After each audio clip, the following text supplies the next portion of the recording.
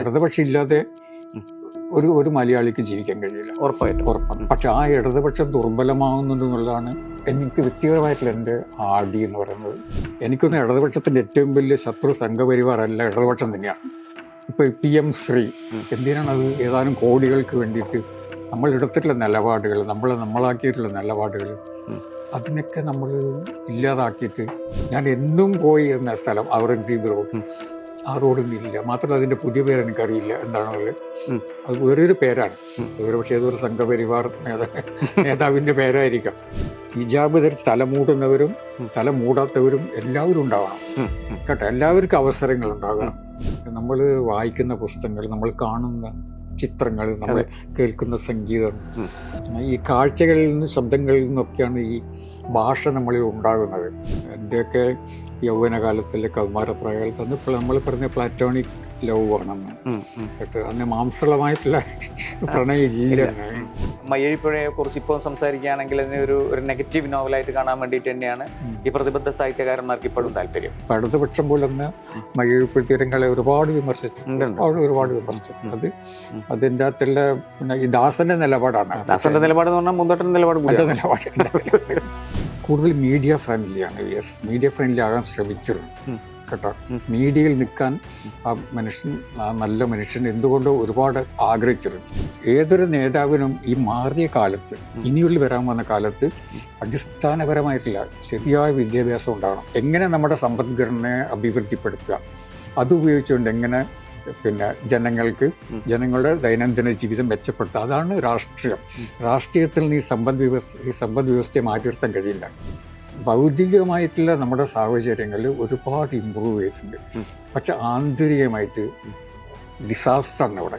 വർഗീയവൽക്കരണം, മതം, ജാതി, അന്ധമായിട്ടുള്ള രാഷ്ട്രീയം, ഇവിടെയാണ് നമ്മൾ വളരാത്തത്. എഴുത്തുകാരനായ മുകുന്ദൻ ഏകാഗിയായിട്ട് ജീവിക്കാൻ ഇഷ്ടപ്പെടുന്നു. രാഷ്ട്രീയ മുകുന്ദൻ ആൾക്കൂട്ടത്തിന് നടുവിൽ ഇരിക്കാൻ ആഗ്രഹിക്കും. ഈ ഒരു ടെൻഷൻ അതിപ്പോൾ ഞാൻ ഫീൽ ചെയ്യുന്നുണ്ട്.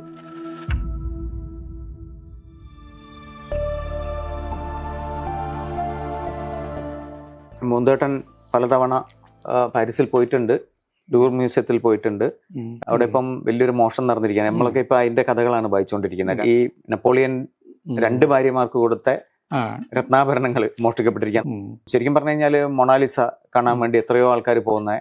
ശരിക്കും നമ്മുടെ ഒരു പുതിയ പോപ്പുലർ കൾച്ചറിന്റെ ഒക്കെ ഒരു ആസ്ഥാനം എന്ന് പറയാവുന്ന ഒരു സ്ഥലം കൂടിയാണ് പാരീസും ഈ ലൂവർ മ്യൂസിയവും. എങ്ങനെയാണ് മുന്തോട്ടൻ അവിടെ പോയിട്ട് എങ്ങനെയായിരുന്നു അനുഭവം? ഞാനവിടെ പലതവണ പോയിട്ടുണ്ട്. കാരണം നമ്മൾ ഒരു തവണ പോയാൽ മുഴുവൻ കാണാൻ കഴിയില്ല. ശരിക്കും നമ്മൾ ഇതിൽ കൂടെ നടക്കാൻ നമ്മൾ കിലോമീറ്റർ കണക്കിലുണ്ട്. പക്ഷേ പിന്നെ ലൂവർ മ്യൂസിയം എന്നുള്ളത് നമുക്ക് ഇങ്ങനെ സന്ദർശിക്കാനുള്ള ഒന്നല്ല, അവിടെ ജീവിക്കാനുള്ള ഒന്നാണ്. അവിടെ പോയി ജീവിക്കണം, അത് ഇടയ്ക്കിടയ്ക്ക് പോവുക, അങ്ങനെയുള്ളൊരു സ്ഥലമാണത്. പക്ഷെ അവിടെ എനിക്കൊരു സംശയമുണ്ടായിരുന്നു. കാരണം നമ്മൾ മറ്റ് മ്യൂസിയങ്ങളിൽ പോകുന്ന തരത്തിലുള്ള സെക്യൂരിറ്റി, അതിൻ്റെ ഒരു അഭാവം നമുക്ക് ഫീൽ ചെയ്യുന്നുണ്ട്. മറ്റ് പല മ്യൂസിയങ്ങളിലും യൂറോപ്പിലും അമേരിക്കയിലൊക്കെ സെക്യൂരിറ്റി ഭയങ്കര, ഇവിടെ അങ്ങനെ ആരെയും കാണുന്നില്ല. പക്ഷെ ഞാൻ പുതിയ ടെക്നോളജി ആണല്ലോ അത്, ചിലപ്പം സർവൈലൻസ് ഒക്കെ ഉണ്ടാകും. പക്ഷെ ഇതിപ്പം ഒരു അത്ഭുതമാണ് ഈ മോഷണം വളരെ സമർത്ഥമായിട്ട് അവർ ചെയ്തു. ഈ മൊണാലിസ ഒക്കെ കാണുമ്പോ അതിപ്പോ നമ്മുടെ ഒരു പോപ്പുലർ കൾച്ചറിന്റെ അല്ലെങ്കിൽ മീഡിയ സ്റ്റഡീസിലൊക്കെ തന്നെ വലിയൊരു സംഭവമാണ് ഈ മ്യൂസിയവും അതുമായിട്ട് ബന്ധപ്പെട്ട സംഗതികളും. ഈ മുന്തോട്ടൻ ആദ്യമായിട്ട് മൊണാലിസ കാണുമ്പോൾ അനുഭവം എന്തായിരുന്നു? അല്ല, ആദ്യമായിട്ട് ഞാൻ പ്രതീക്ഷിച്ച ഒരു വലിയൊരു ചിത്രമാണ്. പക്ഷെ ഞാൻ അവിടെ ചെന്നപ്പോൾ കണ്ട ചെറിയൊരു ചിത്രമാണ്. അതിന്റെ സൈസ്, കാരണം നമ്മൾ അതിനു മുമ്പ് നമ്മൾ പത്രമാസികകളിലൊക്കെ കാണുന്നുള്ളൂ ഇതിന്റെ ഫോട്ടോ. അപ്പം ശരിക്കത് കണ്ടപ്പോൾ കുറച്ചുകൂടി ചെറുതായി തോന്നി. അതേസമയത്ത് തന്നെ അത് കണ്ടപ്പോഴുണ്ടായിരുന്ന ഒരു ഭയങ്കരമായൊരു ഫീലിംഗ് ആണ് അതിന് വിശ്വസിക്കാൻ പറ്റുന്നത്. ഞാൻ മൊണാലിസയുടെ മുമ്പിലാണ് നിൽക്കുന്നത് എന്നുള്ളതിൻ്റെ, കാരണം അതിന് അത്രയധികം കഥകൾ പറയാറുണ്ട്, ചരിത്രമുണ്ട്. പിന്നെ അത് ഒരു അത്ഭുതകരമായിട്ടുള്ളൊരു പെയിന്റിംഗ് ആണത്. ആ ചിരി ഒരിക്കലും നമുക്ക് ഡിഫൈൻ ചെയ്യാൻ പറ്റാത്ത ആ ചിരിയാണല്ലോ. ഇന്നുവരെ ആർക്കും മനസ്സിലായിട്ടില്ല എന്താണ് ചിരി എന്നുള്ളത്. അത് ഇവിടെ നിന്ന് പോകുന്നതിന് മുമ്പ് അതിനെപ്പറ്റി അറിയാലോ? എനിക്കറിയാം. പക്ഷെ അന്നൊരു കണ്ടപ്പോഴും കാണുന്നതിന് മുമ്പുള്ള അനുഭവം അത് പിന്നെ പാരീസിനെ കണ്ടപ്പോൾ ഉള്ള അതേ അനുഭവമാണ്. അത് പാരീസിന്റെ ചിത്രങ്ങൾ ഒരുപാട് കണ്ടിട്ടുണ്ട്. കുട്ടിക്കാലം മുതലേ പാരീസ് മാച്ച് എന്നൊരു മാസിയുണ്ട്, മാഹിയിൽ അവിടെ വരും ഫ്രഞ്ച് മാസിയ. അതിൽ പാരീസിന്റെ ചിത്രങ്ങൾ ഞാൻ ഒരുപാട് കണ്ടിട്ടുണ്ട്. അപ്പം ഞാൻ ദിവസം പാരീസിൽ ചെന്നിറങ്ങുമ്പം ആ ചിത്രങ്ങൾ കണ്ടതൊക്കെ യാഥാർത്ഥ്യമായിട്ട് മുമ്പിൽ കാണുകയാണ്. ഇതേ ഒരു അനുഭവമാണ് മൊണാലിസ. മൊണാലിസയെ കുറിച്ച് അതിൻ്റെ ഫോട്ടോസ് പല സ്ഥലങ്ങൾ കണ്ടു, അതിനെക്കുറിച്ച് ഒരുപാട് വായിച്ചിട്ടുണ്ട്. അപ്പോൾ അത് നേരിട്ട് കാണുമ്പോൾ ആ ഒരു സന്തോഷവും അമ്പരപ്പും അത് മറക്കാൻ കഴിയില്ല. നമ്മുടെ പിന്നെ മുന്തോട്ടന്റെ കഥാരചനയിലേക്കും അതിലേക്കും വരാൻ പോവാണ്. അതിനുമ്പ് ഇപ്പം എന്തായാലും മയ്യഴിയുടെ കഥാകാരൻ എന്നൊക്കെ പറഞ്ഞിട്ടുള്ള ആദ്യത്തെ ആ സാധനങ്ങളൊക്കെ വിട്ടു ഒരു ഗ്ലോബൽ റൈറ്റർ എന്നുള്ള രീതിയിലാണ് ഇപ്പം മുന്തോട്ടൻ നിൽക്കുന്നത്. പക്ഷെ ഞാൻ ചോദിക്കുന്നത് ഇപ്പൊ ഈ ഫ്രഞ്ച് അല്ലെങ്കിൽ ഫ്രാൻസ്, പാരീസ്, മയ്യഴി എന്നൊക്കെ പറയുന്ന സംഗതികളായിട്ട് ബന്ധപ്പെട്ട് അല്ലെങ്കിൽ അതുമായിട്ട് ബന്ധപ്പെട്ട് ജീവിച്ച ഒരാളും കൂടിയാണ് മുന്തോട്ടൻ. ഇപ്പം ഫ്രഞ്ച് എംബസിയിലായിരുന്നു ജീവിതം. ഞാൻ തന്നെ മുന്തോട്ടനെ കാണുന്നത് പിന്നെ number 2 French embassy, Aurangzeb Marg അതിന്റെ പേര് റോഡ് എന്നായിരുന്നു അതിന്റെ പേര്. പക്ഷെ ഇന്നിപ്പോ അതില്ല. മുന്തോട്ടൻ ഇപ്പം ഡൽഹിയിൽ പോയാൽ ആ സ്ഥലങ്ങൾക്ക് തിരിച്ചറിയാൻ പറ്റുമോ? തിരിച്ചറിയാൻ പറ്റില്ല. ഞാൻ ജീവിച്ച ഒരു സ്ഥലമാണ് ഈ ഔറംഗസീബ് റോഡ്. തൊട്ടപ്പുറത്ത് അക്ബർ റോഡുണ്ട്. ഇതൊക്കെ ഈ മുഗൾ രാജാക്കന്മാരുടെ പേരുകളാണ്. പക്ഷെ അത് അത്രമാത്രം എൻ്റെ ഒരു മനസ്സിന്റെ ഭാഗമാണ്. എന്നും അതിൽ കൂടെ കടന്നു പോകുന്ന ഈ അക്ബർ റോഡിൽ കൂടെ പോയാൽ നമുക്ക് തീൻമൂർത്തിയിലെത്തും. നെഹ്റു താമസിച്ച തീൻമൂർത്തി നെഹ്റു താമസിച്ച സ്ഥലം. എൻ്റെ 40-45 വർഷത്തെ ഡൽഹി ജീവിതത്തിന്റെ ഒരു ഭാഗമാണ് ഈ റോഡുകളൊക്കെ. ഇന്ന് റോഡുകളില്ല. ഞാൻ എന്നും പോയിരുന്ന സ്ഥലം ഔറംഗസീബ് റോഡ്. ആ റോഡൊന്നില്ല. മാത്രമല്ല അതിന്റെ പുതിയ പേര് എനിക്കറിയില്ല എന്താണെന്നല്ല. സത്യം ഇപ്പൊ എനിക്കറിയില്ല. അത് വേറൊരു പേരാണ്. ഒരു പക്ഷേ ഏതൊരു സംഘപരിവാർ നേതാവിന്റെ പേരായിരിക്കാം. ആ പേര് എനിക്കറിയില്ല. അപ്പൊ ഞാൻ പോയപ്പം തികഞ്ഞ ഒരു അപരിചിതത്വമാണ് എല്ലായിടത്തും. ഏതൊരു പുതിയൊരു സ്ഥലത്ത് ചെന്ന് പെട്ടത് പോലെയുള്ളത്. ഈ പേരുകൾ മാറ്റുന്നത് വലിയൊരു പ്രശ്നമാണ്. നമ്മൾക്ക് അത്രയധികം നമുക്ക് പേരുകളിൽ കൂടിയാണല്ലോ നമ്മൾ ഐഡന്റിഫൈ ചെയ്യുന്നത് ഏതൊരു റോഡുകളിൽ, സ്ഥലങ്ങളിൽ. ഒരു ദിവസം പെട്ടെന്ന് പേരങ്ങ് മാറുമ്പം ആ സ്ഥലം തന്നെ ഇല്ലാതായതുപോലുള്ള ഒരു തോന്നലാണ്. പിന്നെ പോയി നോക്കിയിട്ടുണ്ട്, അവിടെ പോയി ഇറങ്ങിയിട്ടുണ്ടോ? അടുത്ത കാലത്ത് കഴിഞ്ഞ ഫെബ്രുവരിയിൽ ഞാൻ പോയിരുന്നു അവിടെ. അപ്പൊ അപ്പോഴാണ് എനിക്ക് ഐഡന്റിഫൈ ചെയ്യാൻ പറ്റുന്നില്ല ഞാൻ എവിടെയാണെന്നുള്ളതുണ്ടല്ലോ. ടു ഔറംഗസീബ് റോഡ് എന്നുള്ള ഞങ്ങളുടെ സാംസ്കാരിക വകുപ്പിന്റെ ആ ബിൽഡിംഗ് അവിടെ ഉണ്ട്. പക്ഷെ ബാക്കിയെല്ലാം മാറിയിരിക്കുന്നു, പേര് മാറിയിരിക്കുന്നു. തികഞ്ഞ ഒരു അപരിചിതത്വമാണ് എനിക്ക് തോന്നുന്നത്. ഈ എംബസി ദിനങ്ങളൊക്കെ ഇപ്പം മുന്തോട്ടന്റെ പുതിയ പുസ്തകവും അതുമായിട്ട് ബന്ധപ്പെട്ട് വന്നിട്ടുണ്ട്. അല്ലെങ്കിൽ ഫ്രാൻസ് എന്ന് പറയുന്നത് മുന്തോട്ടന്റെ ഒരു ജീവിതത്തിൽ ഒരു പ്രധാനപ്പെട്ട ഒരു സംഭവം തന്നെയാണ്. അപ്പൊ അവിടെ നടക്കുന്ന സംഭവങ്ങൾ ഇപ്പം ശരിക്കും പറഞ്ഞു കഴിഞ്ഞാൽ ജനാധിപത്യത്തിനെ വലിയ രീതിയിൽ പരിഷ്കരിച്ച ഒരു രാഷ്ട്രവും കൂടിയാണ് ഫ്രാൻസ്. പക്ഷെ ഏറ്റവും കൂടുതൽ ജനാധിപത്യത്തിന്റെ ഏറ്റവും വലിയ സങ്കീർണത കൊണ്ടും മാത്രമല്ല ഇപ്പൊ അവിടെ ഒരു രാഷ്ട്രീയ അസ്ഥിരത ഏറ്റവും ഭീകരമായിട്ടുണ്ട്. അതിങ്ങനെ സൂക്ഷ്മമായിട്ട് നോക്കുമോ മുന്തോട്ടൻ എങ്ങനെ? അതിന് കുറെ നമ്മൾ എന്തൊക്കെ പറഞ്ഞു കഴിഞ്ഞാലും ഫ്രാൻസിന് അതിന് ഒരു നീതിബോധമുണ്ട്. അത് ഭരണകൂടങ്ങൾ മാറുമായിരിക്കും, പക്ഷെ എവിടേക്കും ആ നീതിബോധം സ്ഥിരമായിട്ടുണ്ട്. ഇപ്പം സർക്കോസിയുടെ ജയിലിലായി. അത് ഫ്രാൻസിൽ മാത്രമേ സംഭവിക്കുള്ളൂ, വേറൊരു രാജ്യത്ത് സംഭവിക്കില്ല. അയാൾ രക്ഷപ്പെടും, ഇവിടെ രക്ഷപ്പെടാൻ പറ്റുന്നില്ല. പലതരത്തിലുള്ള സമ്മർദ്ദങ്ങൾ ഉണ്ടാകും. അപ്പം ആ ഒരു എന്തൊക്കെ മാറ്റങ്ങൾ ഉണ്ടായിരുന്നു, ആ നീതിബോധം അത് ഇപ്പോഴും അവിടെയുണ്ട്.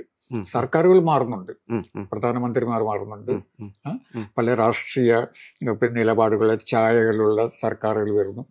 പക്ഷെ ആ നീതിബോധം എന്നും നിലനിൽക്കുന്നുണ്ട്. എനിക്ക് തോന്നുന്നത് നമ്മളിങ്ങനെ പിറകോട്ട് പോയി ഇങ്ങനെ പോയാൽ ഒരുപക്ഷെ വിക്ടർ ഹ്യൂഗോയുടെ പാവങ്ങളിൽ എത്തുമായിരുന്നു കേട്ടോ, ഒരുപക്ഷെ.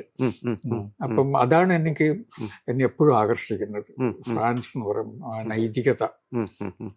അപ്പൊ ഈ നമ്മുടെ ഇപ്പൊ ഇന്ത്യയിൽ തന്നെ മുന്തോട്ടൻ വളരെ കൃത്യമായിട്ട് ഇവിടെ നടക്കുന്ന ഒരു റൈറ്റ് വിങ് രീതികളെ കുറിച്ചൊക്കെ അറിയാം. അവിടെയാണെങ്കിൽ അതിലും ഭീകരമായിട്ട്, പക്ഷെ അവിടെ അത് ചെക്ക് ചെയ്യാനുള്ള സംവിധാനം ഇപ്പൊ ലീപ്പന്റെ ഒക്കെ പൊളിറ്റിക്സിനെ ചെക്ക് ചെയ്യുന്നുണ്ട്. അതും മുന്തോട്ടൻ ഫോളോ ചെയ്യുന്നില്ല? അവിടെ പിന്നെ അത് മാത്രമല്ല, അവിടെ ഈ റെസിസ്റ്റൻസ് പ്രതിരോധമുണ്ട്. നമ്മുടെ പ്രതിരോധം എനിക്ക് തോന്നിയില്ല പലപ്പോഴും പ്രകടനപരതയാണ് അതിൽ. ഇന്ത്യയിൽ അല്ലെങ്കിൽ ഇപ്പൊ കേരളത്തില് പ്രതിരോധം ഉണ്ട്, പക്ഷെ അതിലിപ്പം അതിലൊരു വിശ്വാസം പോയിരിക്കുന്നു. കൂടുതൽ ഇത് പ്രകടനപരമായിട്ട് മാറുകയാണ്. പക്ഷെ അവിടെ അങ്ങനെയല്ല. പ്രതിരോധം എന്നുള്ളത് അവരുടെ ജീവിതത്തിലുണ്ടത്, പ്രതിരോധിക്കുന്നില്ല. നമ്മൾ നേരത്തെ പറഞ്ഞ പോലെ പിന്നെ നീതിബോധത്തിന് വേണ്ടിയോ അല്ലെങ്കിൽ അങ്ങനെയുള്ള വലിയ മൂല്യങ്ങൾക്ക് വേണ്ടിയുള്ള ഒരു പ്രതിരോധം അത് ഓരോ ഫ്രഞ്ചുകാരിലും ഉണ്ട്. അതാണ് ഫ്രാൻസിനെ വേർതിരിച്ച് നിർത്തുന്നത്. അപ്പൊ ഫ്രാൻസ് അങ്ങനെ സമ്പന്നമായിട്ടുള്ള ഒരു രാജ്യമല്ല. നമ്മൾ പഴയകാലത്ത് ഫ്രാൻസിനെ പറ്റി കേൾക്കുന്ന പോലെയല്ല, ദാരിദ്ര്യമുണ്ട് അവർക്ക്. ദാരിദ്ര്യമുണ്ട്. സാധാരണ ഞാൻ തന്നെ ആദ്യമായിട്ട് അവിടെ പോയപ്പം എൻ്റെ അവിടുത്തെ സുഹൃത്തുക്കളൊക്കെ എന്നെ വീർപ്പ് മുട്ടിക്കായിരുന്നു. റെസ്റ്റോറൻറ്റിൽ കൊണ്ടുപോയിട്ട് ഭക്ഷണം തരാനും ഭക്ഷണം കഴിക്കാനും വൈന് കുടിക്കാനും എങ്ങനെ വിളിച്ച് കൊണ്ടുവരും. പക്ഷേ അവസാനമായിട്ട് ഞാൻ അവരെ പോയപ്പം അവർ ആരും എന്നെ റെസ്റ്റോറൻറ്റിലേക്ക് വിളിച്ചിട്ടില്ല, വീട്ടിലേക്കാണ് വിളിച്ചത് കേട്ടോ. കാരണം പൈസയില്ല, ജീവിക്കാൻ ഒരു പിന്നെ ദൈനംദിന ജീവിതം അവർക്ക് ബുദ്ധിമുട്ടാണ്. അങ്ങനെ സാമ്പത്തികമായിട്ടുള്ള ഒരു പരാധീനതകൾ അവർക്ക് ഉണ്ടിപ്പെടും. പിന്നെ ആകെയുള്ളത് പഴയകാലത്തെ പ്രതാപം. നമ്മളെ ചില തറവാട് നമ്മുടെ നാട്ടിലൊക്കെ നമ്മൾ പഴയകാലത്തെ പ്രതാപത്തിൻ്റെ പേരിൽ ആ ഒരു പ്രതാപം അവർ സൂക്ഷിക്കുന്നുണ്ട്. പിന്നെ സാമ്പത്തികമായിട്ട് വളരെ മോശമാണ് അവർ, വളരെ മോശമാണ്. പിന്നെ ഈ ലിബറൽ ആയിട്ടുള്ള അവസ്ഥകൾ അവര് പലപ്പോഴും അവരുടെ സ്വാതന്ത്ര്യം എന്ന് പറയുന്നത് പലപ്പോഴും ഫ്രാൻസുമായിട്ട് ബന്ധപ്പെടുത്തിയിട്ടാണ് ഒരു വെസ്റ്റേൺ ഫിലോസഫിയിലും അല്ലെങ്കിൽ ഒരു പുതിയ പൊളിറ്റിക്സിലൊക്കെ നമ്മൾ പറയുന്നത്. പക്ഷെ അതിനവർ വലിയ വില കൊടുക്കേണ്ടി വരുന്ന സാഹചര്യങ്ങളുണ്ട്. കാരണം ഇപ്പൊ ഈ ഇമിഗ്രൻസിന്റെ പ്രശ്നങ്ങളായാലും ശരി, നമുക്കറിയാം ഷാർലി എബ്ദോ കൊലയൊക്കെ ആയാലും ശരി, അതായത് സ്വാതന്ത്ര്യത്തിന് വേണ്ടി പ്രഖ്യാപിക്കുമ്പോൾ തന്നെ അവർ തുറന്നു കൊടുക്കുന്ന തുറസ്സുകൾ അവർക്ക് തന്നെ തിരിച്ചടിക്കുന്നതായിട്ടും വരുന്നില്ലേ? അതുണ്ട്. അതില് പിന്നെ നമ്മളിപ്പോൾ ഈ നീതിബോധത്തെ കുറിച്ച് പറഞ്ഞാലും ചില പിന്നെ അടുത്ത കാലത്ത് വന്നിട്ട് ചില മാറ്റങ്ങളാണ്. ഉദാഹരണത്തിന് പിന്നെ ശിരോവസ്ത്രം ബാൻ ചെയ്തവർ. അതെ. ഇപ്പം സിഖുകാര് അവരുടെ പഗടി എന്ന് പറഞ്ഞ ശിരോവസ്ത്രം പാടില്ല, മുസ്ലിം പെൺകുട്ടികൾ ഹിജാബ് ധരിക്കാൻ പാടില്ല. അപ്പൊ ഇതുപോലുള്ള നിയമങ്ങൾ അവർ കൊണ്ടുവന്നു. പക്ഷെ അവരത് കാണുന്നത്, അതാണ് നമ്മുടെ കാഴ്ചപ്പാടിന്റെ പ്രശ്നം. അത് അവർ കാണുന്നത് വളരെ പോസിറ്റീവായിട്ടൊന്നാണ്. ഇത് ഒരു രാജ്യമാണ്, ഇവിടെ എല്ലാവരും അതൊക്കെ അവർ വികസിച്ചിട്ടുണ്ട്. ഒരു രാജ്യമാണ്, ഇവിടെ എല്ലാവരും ഒരേപോലെയാണെന്നുള്ളത്. പക്ഷെ നമ്മളത് കാണുന്നത്, ഞാനത് കാണുന്നത് നെഗറ്റീവായിട്ടാണ്. എന്തുകൊണ്ടാണെന്ന് വെച്ചാൽ എന്നെ സംബന്ധിച്ചുള്ള വൈവിധ്യമാണ് കേട്ടോ. ഹിജാബ് ധരിച്ച് തല മൂടുന്നവരും തല മൂടാത്തവരും എല്ലാവരും ഉണ്ടാവണം കേട്ടോ. എല്ലാവർക്കും അവസരങ്ങൾ ഉണ്ടാകണം. അപ്പൊ ആ ഒരു വൈവിധ്യം എന്നുള്ളതുണ്ടല്ലോ, അതില്ലാതായി പോകുന്നുണ്ട്. അത് എനിക്കൊന്ന് നമ്മൾ മലയാളി ആയതുകൊണ്ടാണോ അല്ലെ ഇന്ത്യക്കാരനാണോ എനിക്കറിയില്ല. പക്ഷെ അവര് പോസിറ്റീവായിട്ട് കാണുന്നത് എല്ലാവരും ഒരുപോലെ ആയിരിക്കണം എന്നത്. പക്ഷെ എനിക്കത് പോസിറ്റീവല്ല, നെഗറ്റീവാണ്. കാരണം ഞാൻ ഇഷ്ടപ്പെടുന്നത് പലതരത്തിലുള്ള മനുഷ്യർ, പലതരത്തിലുള്ള വേഷങ്ങൾ, പലതരത്തിലുള്ള ആചാരങ്ങൾ. അതെന്തുകൊണ്ടാണെന്ന് വെച്ചാൽ ഇന്ത്യ അങ്ങനെയാണ്. നമ്മൾ ഒരു ഇന്ത്യൻ കാഴ്ചപ്പാട് കൂടിയാണ് ഒരുപക്ഷെ ഞാൻ സംസാരിക്കുന്നത്. അവർക്ക് ആ വൈവിധ്യം വളരെ കുറവാണ്. യൂറോപ്പിലെ വൈവിധ്യം എന്ന് പറയുന്നത് എന്താണ്? അവരുടെ ഈ കറുത്ത ആളുകൾ അവിടെ വന്ന് താമസിച്ചിട്ട് അവരുണ്ടാക്കിയിട്ടുള്ള ഒരു വൈവിധ്യമുണ്ട്, വെളുപ്പും കറുപ്പും. ആ വൈവിധ്യം പക്ഷെ അത്രയുള്ള ഒരു വൈവിധ്യം അത് നമുക്ക് പ്രകടമായിട്ട് നമുക്ക് കാണാം. വെളുപ്പും കറുപ്പും അത്രയേ ഉള്ളൂ. നമ്മളെങ്ങനെയല്ലല്ലോ. അപ്പം ആ ഒരു കാഴ്ചപ്പാട് ഉണ്ടായിരിക്കാം. എനിക്ക് അവിടെ ചെന്നപ്പം വിയോജിപ്പിൽ തോന്നി, മാത്രമല്ല വല്ലാതെ ഷോക്കും തോന്നി. അപ്പം ഞാനൊരു പക്ഷേ പഴഞ്ചനായി ചില കാര്യത്തിൽ. പക്ഷെ എങ്കിലും ഒരു മുസ്ലിം പെൺകുട്ടീനെ ഹിജാബ് തലയിൽ തട്ടമുട്ട് നടക്കുന്ന ഒരു മുസ്ലിം പെൺകുട്ടിയാണ് ഞാൻ ഇഷ്ടപ്പെടുന്നത് കേട്ടോ. ഞാൻ കാണാൻ ഇഷ്ടപ്പെടുന്നത്. ഒരുപക്ഷെ ഞാൻ പഴഞ്ചനായതുകൊണ്ടായിരിക്കാം, പക്ഷെ അങ്ങനെയാണ്. എന്തുകൊണ്ടാണ് അങ്ങനെ? അതാണ് ഞാൻ പറഞ്ഞ വൈവിധ്യം എന്നുള്ളത് കേട്ടോ. ഈ പിന്നെ ഒരു ദിവസം ഒരു പുലർച്ചെ ഞാൻ മൂന്തേട്ടൻ്റെ വീട്ടിൽ വരുന്ന സമയത്ത് വളരെ ആകസ്മികമായിട്ട് നമ്മൾ അന്ന് കണ്ടുമുട്ടുക, പിന്നെ ഒരിക്കൽ മാഹിയിൽ വെച്ചിട്ട്. അപ്പം മൂന്തേട്ടൻ ഒരു ഫ്രഞ്ച് പുസ്തകമാണ് വായിക്കുന്നത്, ഫ്രഞ്ച് ഭാഷയിലുള്ള ഒരു പുസ്തകം. ഞാനിങ്ങനെ അത്ഭുതപ്പെട്ടിട്ടുണ്ട് മേശപ്പുറത്ത് ആ പുസ്തകം കണ്ടിട്ട്. കാരണം ഈ ലാംഗ്വേജ് അതുപോലെ തന്നെ നമ്മുടെ ഇപ്പം മലയാളമോ ഇംഗ്ലീഷൊക്കെ വായിക്കുന്ന പോലെ തന്നെ മുന്തേട്ടനെ വായിക്കാൻ പറ്റുമോ? എനിക്ക് വളരെ പിന്നെ എൻ്റെ വായന അധികവും ഫ്രഞ്ചായിരുന്നു കേട്ടോ. അത് അവിടെ മാഹിയിൽ തന്നെ എൻ്റെ ചെറുപ്പകാലത്ത് തന്നെ അവിടെ ഒരു ലൈബ്രറി ഉണ്ട്, ഇപ്പോഴും ഉണ്ടാവും ഫ്രഞ്ച് പുസ്തകങ്ങൾ. പക്ഷെ അന്ന് എനിക്ക് ഭാഷയിൽ അത്ര സ്വാധീനം ഉണ്ടായിരുന്നില്ല. പിന്നെ ഡൽഹിയിൽ പോയ ശേഷം അവിടെ ഞങ്ങൾക്ക് ഓരോ മാസവും ഒരു ഏറ്റവും പുതിയ പുസ്തകങ്ങളുടെ ഒരു സെലക്ഷൻ അത് പെട്ടെന്ന് എത്തും. അവർ ഡിപ്ലോമാറ്റിക് ബാഗ് എന്ന് പറയുന്നുണ്ട്, അതിലേക്ക് ഒന്ന് ഓരോ മാസം ഈ പുസ്തകങ്ങൾ ഞാൻ കാത്തും കയറും. ആ കാലത്ത് ഈ സാർത്തറിൻ്റെ ഒക്കെ പുസ്തകങ്ങളൊക്കെ വരുന്ന സമയം 70-60കളുടെ അവസാനം. അപ്പം എൻ്റെ വായന മുഴുവൻ ഫ്രഞ്ചായിരുന്നു. പിന്നീട് കുറെ കഴിഞ്ഞപ്പോൾ എനിക്ക് തോന്നി അതിന്റെ പോരായ്മകൾ ഞാൻ മനസ്സിലാക്കി. ഈ ഫ്രഞ്ച് വായിച്ച് മറ്റ് സാഹിത്യം ഞാൻ വായിക്കാതെയായി. ആ ഒരു തിരിച്ചറിവ് വന്നപ്പോൾ ഞാൻ പിന്നെ അമേരിക്കൻ ലൈബ്രറിയിലും ബ്രിട്ടീഷ് കൗൺസിൽ ലൈബ്രറി മെമ്പറായി അവരുടെ സാഹിത്യം വായിക്കാൻ തുടങ്ങി. പക്ഷെ എൻ്റെ വായന എന്നുള്ളത് സത്യം പറഞ്ഞാൽ മലയാളത്തെക്കാൾ കൂടുതൽ ഞാൻ വായിച്ചിട്ടുള്ള ഫ്രഞ്ചാണ് കേട്ടോ. ഈ അവിടെ എനിക്ക് എത്രാമത്തെ വയസ്സിലാണ്, 66 അപ്പോൾ എനിക്കൊരു 24-ാമത്തെ വയസ്സിലുള്ള എനിക്ക് ജോലി കിട്ടുന്നത്. 66-ലാണ് ഞാൻ. അപ്പോഴും അന്ന് മുതൽ ഞാൻ വായിക്കുന്നതാണ് ഫ്രഞ്ച്. സംസാരിക്കുന്നത് ദിവസം മുഴുവൻ ഫ്രഞ്ചാണ് സംസാരിക്കുന്നത്. ഏകദേശം ഒരു 10 മണിക്കൂറോളം ദിവസം ഞാൻ ഫ്രഞ്ച് സംസാരിക്കുന്നു. അങ്ങനെ വന്ന് പിന്നെ ചിലപ്പോൾ ഞാൻ എന്നോട് തന്നെ സംസാരിക്കുന്നോ ഫ്രഞ്ചിലായി പോയിട്ടുണ്ട്. നമ്മളൊക്കെ അവനവനോട് സംസാരിക്കട്ടെ, അതുപോലും ഫ്രഞ്ചിലാകുന്ന ഒരു അവസ്ഥ എത്തിയിരുന്നു. അതാണ് ഈ ലിറ്ററേച്ചറിന് അപ് ടു ഡേറ്റ് ആയിട്ട് നിർത്തുന്നില്ല. കാരണം പ്രത്യേകിച്ച് ഒരു ഗ്ലോബൽ ലിറ്ററേച്ചർ എന്നുള്ള രീതിയിൽ നോക്കുകയാണെങ്കിൽ നമ്മളെക്കാട്ടൊക്കെ വളരെ മുമ്പിൽ നടക്കുന്ന ലിറ്ററേച്ചർ തന്നെയാണ് ഫ്രഞ്ച് ലിറ്ററേച്ചർ. എല്ലാ കാലത്തും അങ്ങനെയായിരുന്നു. അപ്പൊ അത് മൂന്തോട്ടനെ ഏതെങ്കിലും തരത്തിൽ മൂന്തോട്ടന്റെ രചനാശൈലിനെ അതെങ്ങനെയെങ്കിലും സ്വാധീനിച്ചിട്ടുണ്ടോ? അല്ല, ഈ രചന നമ്മളിപ്പം ഈ നമ്മുടെ ശൈലി ഉണ്ടല്ലോ, എഴുത്തിന്റെ ഭാഷ്യം എന്നൊക്കെ നമ്മൾ ആഖ്യാനം, അത് നമ്മളിൽ ഉണ്ടാകുന്നത് നമ്മൾ വായിക്കുന്ന പുസ്തകങ്ങൾ, നമ്മൾ കാണുന്ന ചിത്രങ്ങൾ, നമ്മൾ കേൾക്കുന്ന സംഗീതം, ഈ കാഴ്ചകളിൽ നിന്ന് ശബ്ദങ്ങളിൽ നിന്നൊക്കെയാണ് ഈ ഭാഷ നമ്മളിൽ ഉണ്ടാകുന്നത്. ഇപ്പം ഞാനിപ്പോൾ ഡൽഹിയിൽ പോയിട്ടില്ലെങ്കിൽ മയ്യയിടത്ത് താമസിക്കുന്ന ആളിന് ഈ ഭാഷകളൊന്നും ഉണ്ടാവില്ല. ഇപ്പം ആദിത്യൻ രാധ എന്ന് പറഞ്ഞ നോവലിലെ ഭാഷ അതൊന്നും ഉണ്ടാവില്ല. ഞാൻ പക്ഷെ ഒരു മലയാളം ഇപ്പം MT ഒക്കെ എഴുതുന്ന പോലെ എഴുതുമായിരിക്കും ഒരു പക്ഷെ കേട്ടോ. പക്ഷെ എനിക്ക് പുതിയ ഭാഷ എന്നത് ഈ എംബസിയിലെ ജോലിയും ഡൽഹിയിലെ ജീവിതവുമാണ്. ഈ കാഴ്ചകൾ, സംഗീതം, പലതരത്തിലുള്ള സംഗീതങ്ങൾ, പലതരത്തിലുള്ള നൃത്തങ്ങൾ, ഇതൊക്കെ ഇതിൽ നിന്നൊക്കെയാണ്, ഇതിനെയൊക്കെ സാംശീകരിച്ചുകൊണ്ട് അതിൽ നിന്നാണ് ഒരു ഭാഷ ഉണ്ടാകുന്നത്. അപ്പം ഭാഷ മാറണമെങ്കിൽ നമുക്ക് ഒരുപാട് എക്സ്പോഷർ വേണം. അതില്ലെങ്കിൽ ഭാഷ ഉണ്ടാവില്ല. ഇതിലിപ്പം പുതിയ നോവലില് പ്രണയം പാടും ഇംഗ്ലീഷ് പാട്ട് എന്ന് പറഞ്ഞിട്ടൊരു ടൈറ്റിൽ ഉണ്ട്.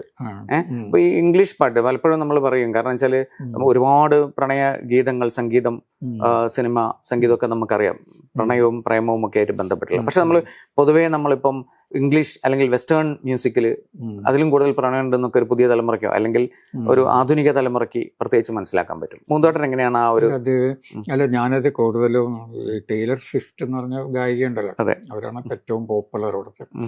അവരുടെ പ്രണയം, അവർ പാടുന്നൊക്കെ ഇംഗ്ലീഷിലാണ് പ്രണയത്തെ കുറിച്ച്. ഇപ്പൊ ഞാൻ ശീലിച്ചിട്ടുള്ളത് എൻ്റെ കുട്ടിക്കാലത്തുള്ള നമ്മുടെ മലയാളത്തിലെ പ്രണയ കവിതകളോ പ്രണയ ഗാനങ്ങളൊക്കെയാണ്. പക്ഷെ പിന്നീട് എനിക്ക് ഏറ്റവും ശക്തിയായിട്ട് തോന്നിയിട്ടുള്ളത് ഇംഗ്ലീഷിലുള്ള പിന്നെ പ്രണയ ഗീതങ്ങൾ, അതാണ് ഏറ്റവും ശക്തമായിട്ടുള്ള ഒരു ഇമ്പാക്റ്റ് എൻ്റെ ഉണ്ടാക്കി. എനിക്ക് തോന്നുന്ന മൂന്തോട്ടന്റെ തലമുറ, അതായത് ആധുനികതയെ കൊണ്ടുവന്ന തലമുറയുടെ ഏറ്റവും കൂടുതൽ സ്വാധീനിച്ചിട്ടുണ്ടാവുക ഇംഗ്ലീഷ് പ്രണയഗീതങ്ങൾ തന്നെയായിരിക്കും അല്ലേ?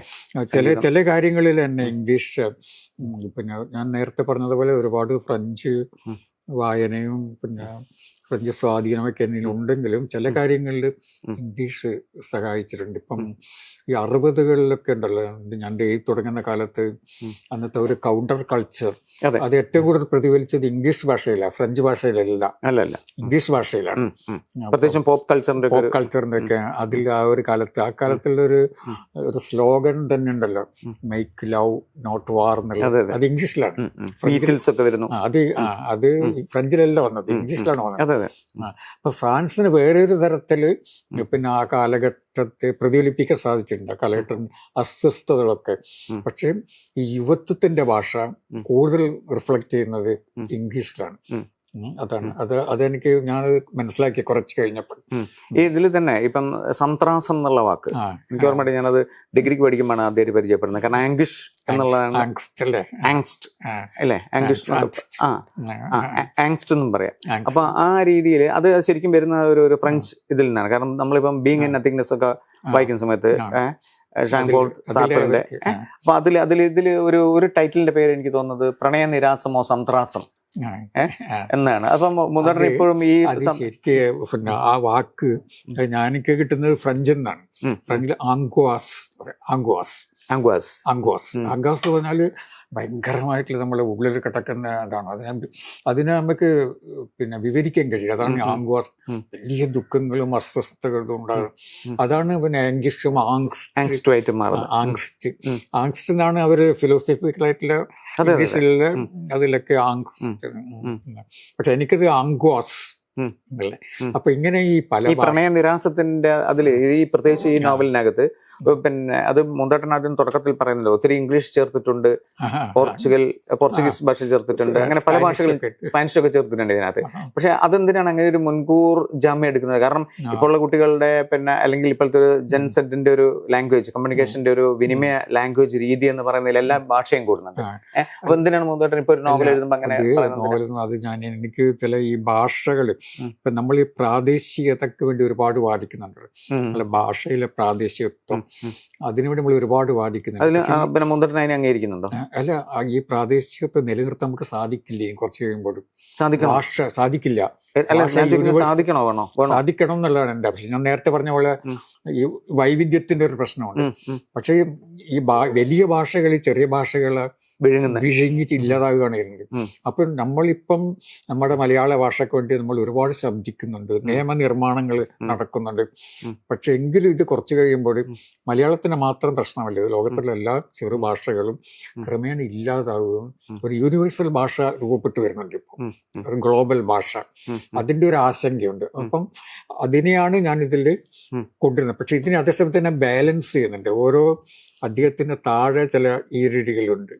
അത് ഉണ്ട്. ഇങ്ങേഭാഗത്ത് ഇംഗ്ലീഷ് ഉണ്ട്. അപ്പൊ ഒരുപാട് പ്രാദേശികതയിൽ നിന്നാണ് ഒരു അധ്യായം തുടങ്ങുന്നത്. പലപ്പോഴും ഒരു ഇംഗ്ലീഷിലാണ് അത് അവസാനിക്കുന്നത്.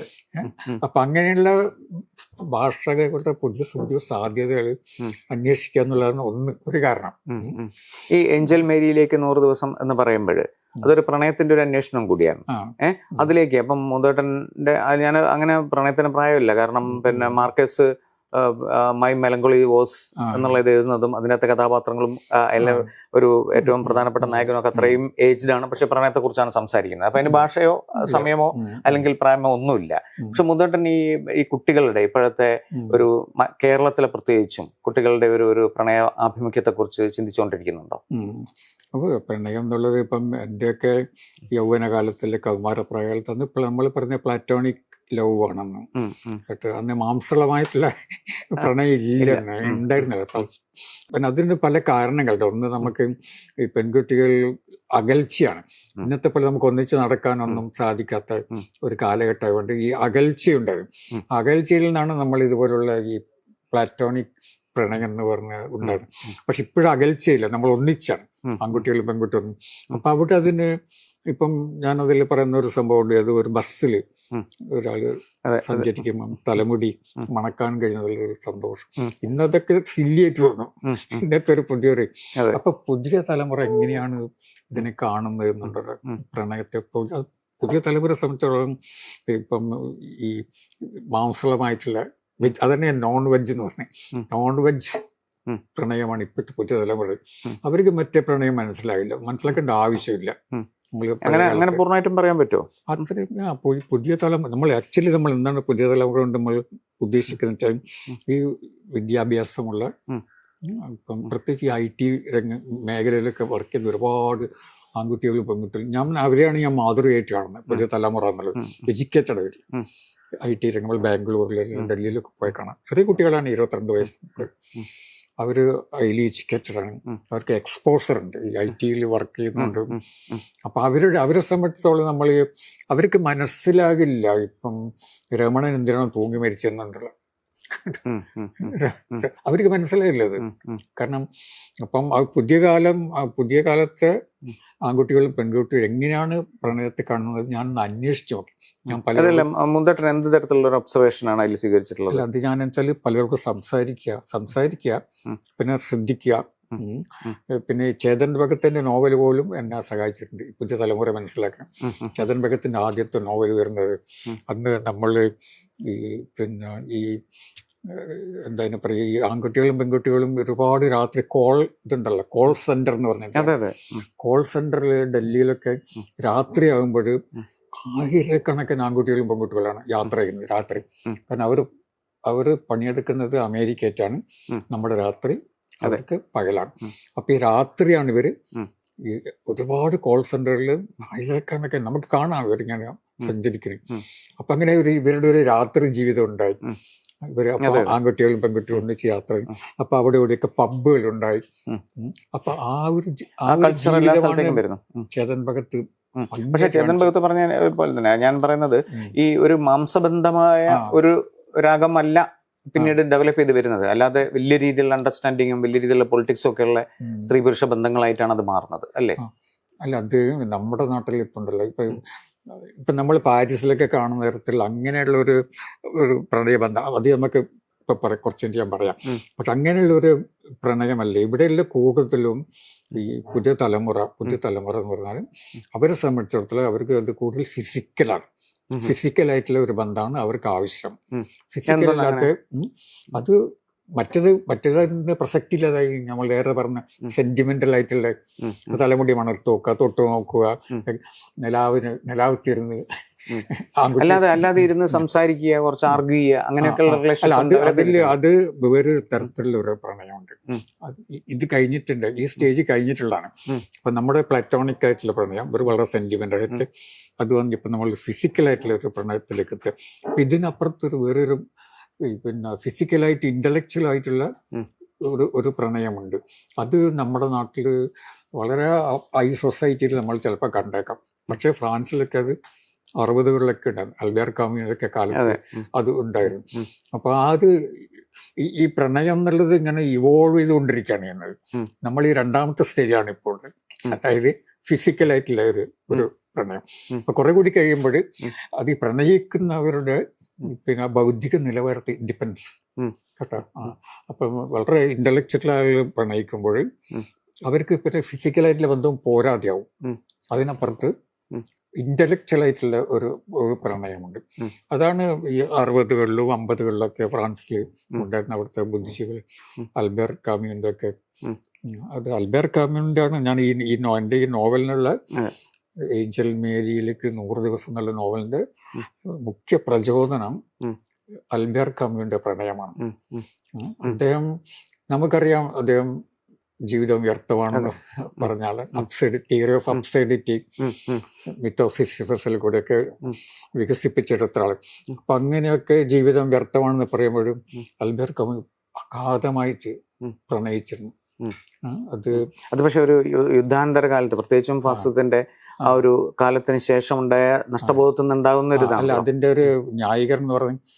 അപ്പൊ ജീവിതം ഒരു ഭാഗത്ത് നമ്മൾ വ്യർത്ഥമാണെന്ന് പറയുമ്പോഴും സ്പാനിഷ് സിനിമാ താരം മരിയ കസാറസ്, അവളെയാണ് അൽബേർ കാമ്യൂ പ്രണയിച്ചത്.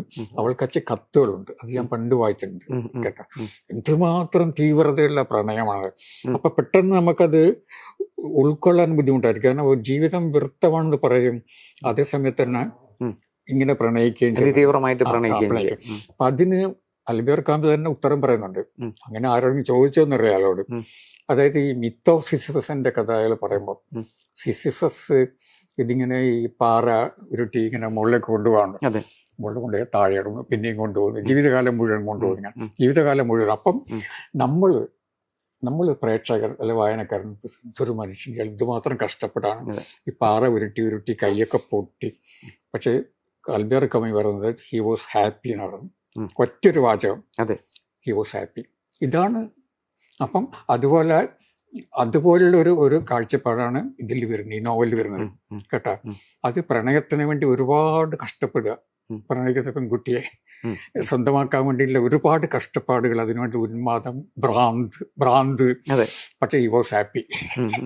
അർജുൻ നമ്മുടെ കഥാനായകൻ. അപ്പൊ അൽബേർ കാമ്യൂന്റെ ആ ഒരു ഫിലോസഫി എന്നാണ് എനിക്ക് ഈ ഒരു തീമെ വളർത്തിയത്. പക്ഷെ ഞാനത് വളരെ ശ്രദ്ധിച്ചു, കാരണം അനുകരണം എന്നൊക്കെ പറഞ്ഞാല് അതുകൊണ്ട് വളരെ സട്ടിലായിട്ട് അതിൽ നിന്നൊരു ഇൻസ്പിറേഷൻ കൊണ്ടുവരും. അതായത് ഈ പ്രണയിക്കാനും വേണ്ടി ലക്ഷ്യത്തിലെത്താൻ വേണ്ടിയിട്ട് നമ്മൾ ഒരുപാട് സ്ട്രഗിൾ ചെയ്യുക, കഷ്ടപ്പെടുക. പക്ഷെ ആ കഷ്ടപ്പാടിൽ ആനന്ദമുണ്ട് എന്നുള്ളതാണ്. അതാണ് ഈ അർജുൻ നമ്മുടെ കഥാനായകൻ, ഹി വാസ് ഹാപ്പി. മറ്റുള്ളവർക്ക് ഇയാള് കഷ്ടപ്പാടുകളായിരുന്നു. എന്തൊരു കഷ്ടപ്പാടാണ്, നല്ലൊരു ചെറുപ്പക്കാരൻ കേട്ടോ, മറ്റുള്ളവരങ്ങനെയൊക്കെ കാണുന്നത്. പക്ഷെ അയാളുടെ ഈ ഭ്രാന്തിൽ യു വാസ് ഹാപ്പി. ആ ഒരു ഫിലോസഫി ഇതിൽ കൊണ്ടുവരാൻ ഞാൻ ശ്രമിച്ചിട്ടുണ്ട്. പക്ഷെ അത് ഇതിൻ്റെ ഒരു പ്രശ്നം വന്നത് ചിലപ്പോൾ ഒരു പ്രണയകഥയായിട്ട് ആളുകൾ കാണാൻ തുടങ്ങി. അങ്ങനെയാണ് അതിനെ പ്രൊമോട്ട് ചെയ്തത്. മച്ചുമോർ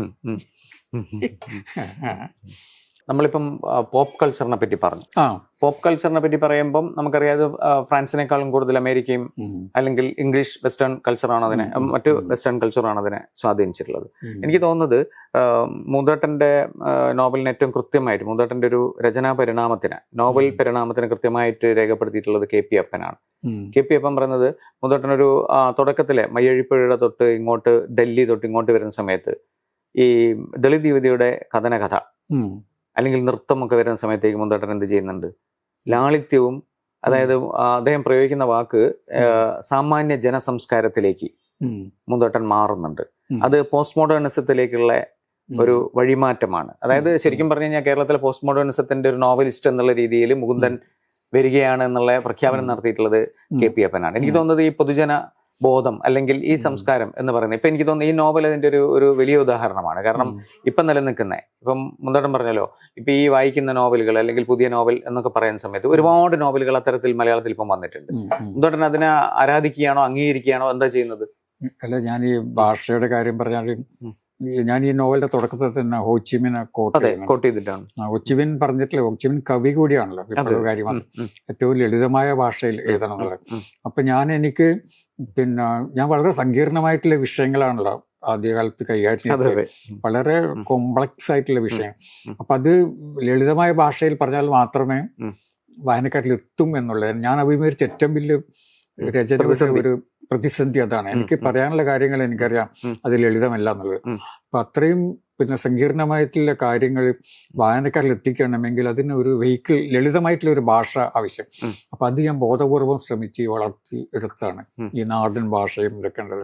പക്ഷെ ഇപ്പോഴത് ഒരു പോസ്റ്റ് മോഡേൺ ഇതിലേക്ക് വന്നപ്പോഴേക്ക് ആ ഭാഷ എല്ലാവർക്കും പരിചയമായി കഴിഞ്ഞു. അല്ല, മൂന്തേട്ടനും എഴുത്തിലെ ആ ഒരു എഴുത്തിന്റെ ഒരു ലാളിത്യം ഫീൽ ചെയ്യുന്നില്ല? ലാളിത്യം ഞാൻ ബോധപൂർവം കൊണ്ടുവന്നാണ്. എനിക്കറിയാം അല്ലെങ്കിൽ ഞാൻ പറയുന്ന കാര്യങ്ങൾ വായനക്കാരിൽ എത്തില്ല എന്നുള്ളത്. അതുകൊണ്ട് പക്ഷെ ആ ഒരു ലളിതമായിട്ടൊരു ഭാഷ വികസിപ്പിക്കുക എന്നുള്ളതും ബുദ്ധിമുട്ടാണ്. ഏറ്റവും സങ്കീർണമായ ഭാഷയിൽ എഴുതാൻ പറ്റും, പക്ഷെ ലളിതമായ ഭാഷയിൽ എഴുതാൻ കഴിയില്ല. ബഷീറിനെ പോലെ ആർക്കും എഴുതാൻ പറ്റുമോ? പറ്റില്ല. ബഷീറിനെ പോലെ എഴുതാൻ പറ്റില്ല. അപ്പം ഞാൻ അഭിമുഖീകരിച്ചിട്ട് ഏറ്റവും വലിയ വെല്ലുവിളി അതാണ് കേട്ടോ. ഈ ലളിതമായ ഭാഷ എന്ന് ലളിതമായ ഭാഷ എങ്ങനെ ഉണ്ടാക്കിയെടുക്കുക എന്നുള്ളതാണ്. പക്ഷെ അതിനെന്നെ സഹായിച്ചത് എനിക്ക് തോന്നി, ഞാൻ ചിന്തിച്ചപ്പോൾ എനിക്ക് തോന്നി ഏറ്റവും നല്ല മാർഗം ഞാൻ എൻ്റെ മയ്യഴി ഭാഷയിലേക്ക് പോകാന്നുള്ളതാണ്. ഞാൻ ജനിച്ചു വളർന്ന നാട്ടിലെ ഞാൻ കുട്ടിക്കാലം മുതൽ സംസാരിച്ചിട്ടില്ല ആ ഭാഷയെ വീണ്ടെടുത്താൽ എനിക്ക് ഞാൻ വിചാരിച്ചിട്ടുള്ള ഒരു ലളിതമായൊരു ഭാഷ എനിക്ക് ഡെവലപ്പ് ചെയ്യാനും വായനക്കാരിലേക്ക് എത്താനും സാധിക്കുന്നു. അപ്പം അങ്ങനെയുള്ള വലിയൊരു പരിശ്രമത്തിൻ്റെ ഫലമായിട്ടാണ് ഈ ഇപ്പൊ ലളിതം എന്ന് പറയുന്ന ഭാഷ എൻ്റെ രചനകളിലേക്ക് വന്നത്.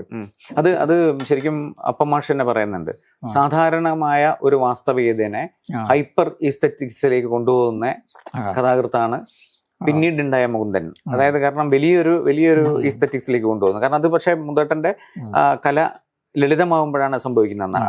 അപ്പൊ അങ്ങനെ വരുന്ന സമയത്ത് എനിക്ക് ചോദിക്കാനുള്ളത്, ഈ ഇപ്പം മയ്യഴിപ്പുഴയുടെ തീരങ്ങളിൽ മൂന്തേട്ടൻ ഇപ്പം ഒരുപാട് വിമർശിക്കപ്പെട്ടിട്ടുണ്ട്. ഇപ്പം മൂന്തേട്ടൻ നിൽക്കുന്ന ഇടതുപക്ഷം പോലും പറഞ്ഞതെന്ന് വെച്ചാൽ OV വിജയൻ CA ഏജന്റും മൂന്തേട്ടൻ കഞ്ചാവ് വിൽപ്പനക്കാരനുമാണെന്ന് പ്രചരിപ്പിച്ചിട്ടുള്ള ഒരു വലിയ കാലഘട്ടത്തിൽ കൂടിയാണല്ലോ മൂന്തേട്ടൻ കടന്നു വന്നത്. അപ്പൊ എന്തായിരുന്നു അത്? അതിന്റെ ഭാഷാപരമായിട്ടുള്ള സങ്കീർണതയാണോ? അത് മൂന്തേട്ടനെ തള്ളി പറയുമോ മയ്യഴിപ്പുഴ തീരങ്ങളെ? അല്ല, മയ്യഴിപ്പുഴ തീരങ്ങളെ കുറിച്ചിട്ട് മയ്യഴിപ്പുഴ തീരങ്ങളെ കുറിച്ചിട്ടുള്ള അങ്ങനെ ഒരു അതിലുണ്ടായിട്ടുള്ള പ്രധാനമായിട്ടുള്ള ആരോപണം അതിന്റെ അവസാനത്തെക്കുറിച്ചും ദാസന്റെ പരിണാമത്തെക്കുറിച്ച്. അതായിരുന്നു ആളുകൾക്ക്. കാരണം അത് എഴുതുന്ന കാലത്ത് അപ്പം 70 അന്നൊക്കെ ഈ പ്രതിബദ്ധ സാഹിത്യം നമ്മൾ പറയുന്നുണ്ട്, സാമൂഹിക പ്രതിബദ്ധതയുള്ള സാഹിത്യം, ആ സാഹിത്യം ശക്തമായി നിലനിന്നിരുന്ന ഒരു കാലമാണ് കേട്ടോ. അത് അന്ന് ശരിയായ സാഹിത്യമായിരുന്നില്ലല്ലോ. അപ്പൊ അതിനൊക്കെ അതിന്റെ അതൊരു റിബലായിരുന്നല്ലോ മൂന്തേട്ടൻ. അതിനെതിരെ റിബലിയൻ ചെയ്ത ആളാണ്. അതിലെ റിബൽ ആയതുകൊണ്ടാണ് എതിർപ്പുണ്ടായത്. ഇപ്പൊ ഇടതുപക്ഷം പോലൊന്ന് മഴയപ്പെടുത്തിരങ്ങളെ ഒരുപാട് വിമർശിച്ചിട്ടുണ്ട്, ഒരുപാട് വിമർശിച്ചിട്ടുണ്ട്. അതിൻ്റെ അകത്തുള്ള പിന്നെ ഈ ദാസന്റെ നിലപാടാണ് അവർ കേട്ടാ. ദാസന്റെ നിലപാട് എന്ന് പറഞ്ഞാൽ മുന്തോട്ടൻ നിലപാട് അതിലായിരിക്കുന്നു അവർക്ക് പിന്നെ ഒരുപാട് വിമർശനം ഉണ്ടായിരുന്നു. പക്ഷെ എനിക്ക് തോന്നുന്നത് ഞാൻ മയ്യഴിപ്പുതിരങ്ങൾ അങ്ങനെ എഴുതിയത് കൊണ്ടാണ് അതിന്നും നിലനിൽക്കുന്നത്. അല്ലെങ്കിൽ അതൊരു ചരിത്ര നോവലായിട്ടോ ഒരു രാഷ്ട്രീയ നോവലായിട്ടോ അവസാനിക്കുമായിരുന്നു. അപ്പം എനിക്ക് എന്തോ ഒരു ഇൻസ്റ്റിങ്ക്റ്റ് ഉണ്ട് എനിക്ക് കേട്ടോ. ഞാൻ ചിലപ്പം കുറെയെല്ലാം ഞാൻ ചിന്തിച്ചെടുക്കുന്നതാണ് ഭാഷ പിന്നെ പ്രമേയങ്ങൾ. പക്ഷെ അതിനൊക്കെ അപ്പുറത്തുണ്ടല്ലോ എൻ്റെ ഉള്ളിൽ നിന്ന് തന്നെ സ്വയം ഉണ്ടാകുന്ന ചില കാഴ്ചപ്പാടുകളൊക്കെ ഉണ്ട്. ഭാഷയായാലും ആശയങ്ങളും അതെന്നെ എപ്പോഴും രക്ഷിക്കും. ഇപ്പൊ മയ്യഴിപ്പുതിരങ്ങൾ അങ്ങനെ ഉണ്ടാകും. ഇപ്പൊ ദാസനും ചന്ദ്രയും ഇങ്ങനെ ആകണമെന്നൊന്നും ഞാൻ ചിന്തിച്ച് ആദ്യം മുൻകൂട്ടി തീരുമാനിച്ചതല്ല. കഥയുടെ എഴുത്തിന്റെ ആ ഒഴുക്കില് അങ്ങനെ സംഭവിക്കുന്നു. ഇവർ രണ്ടുപേരും വെള്ളിയാങ്കലിലേക്ക് ചെന്നുപെടുന്നുണ്ടല്ലോ. അതിലും എനിക്ക് തോന്നുന്നു അപ്പം മാഷ് തന്നെയാണ് അതിനെ കൃത്യമായിട്ട് വിശദീകരിച്ചിട്ടുള്ളത്. കാരണം കലാകാരനും ബുദ്ധിജീവിയുമാണ് മൂന്തൻ. കാരണം ഒരേ സമയത്ത് ഇത് രണ്ട് എക്സ്ട്രീം ആയിട്ടുള്ള സംഗതികളായിട്ടാണ് പിന്നെ പൊതുവെ പൊളിറ്റിക്സിൽ നിൽക്കുന്നത്.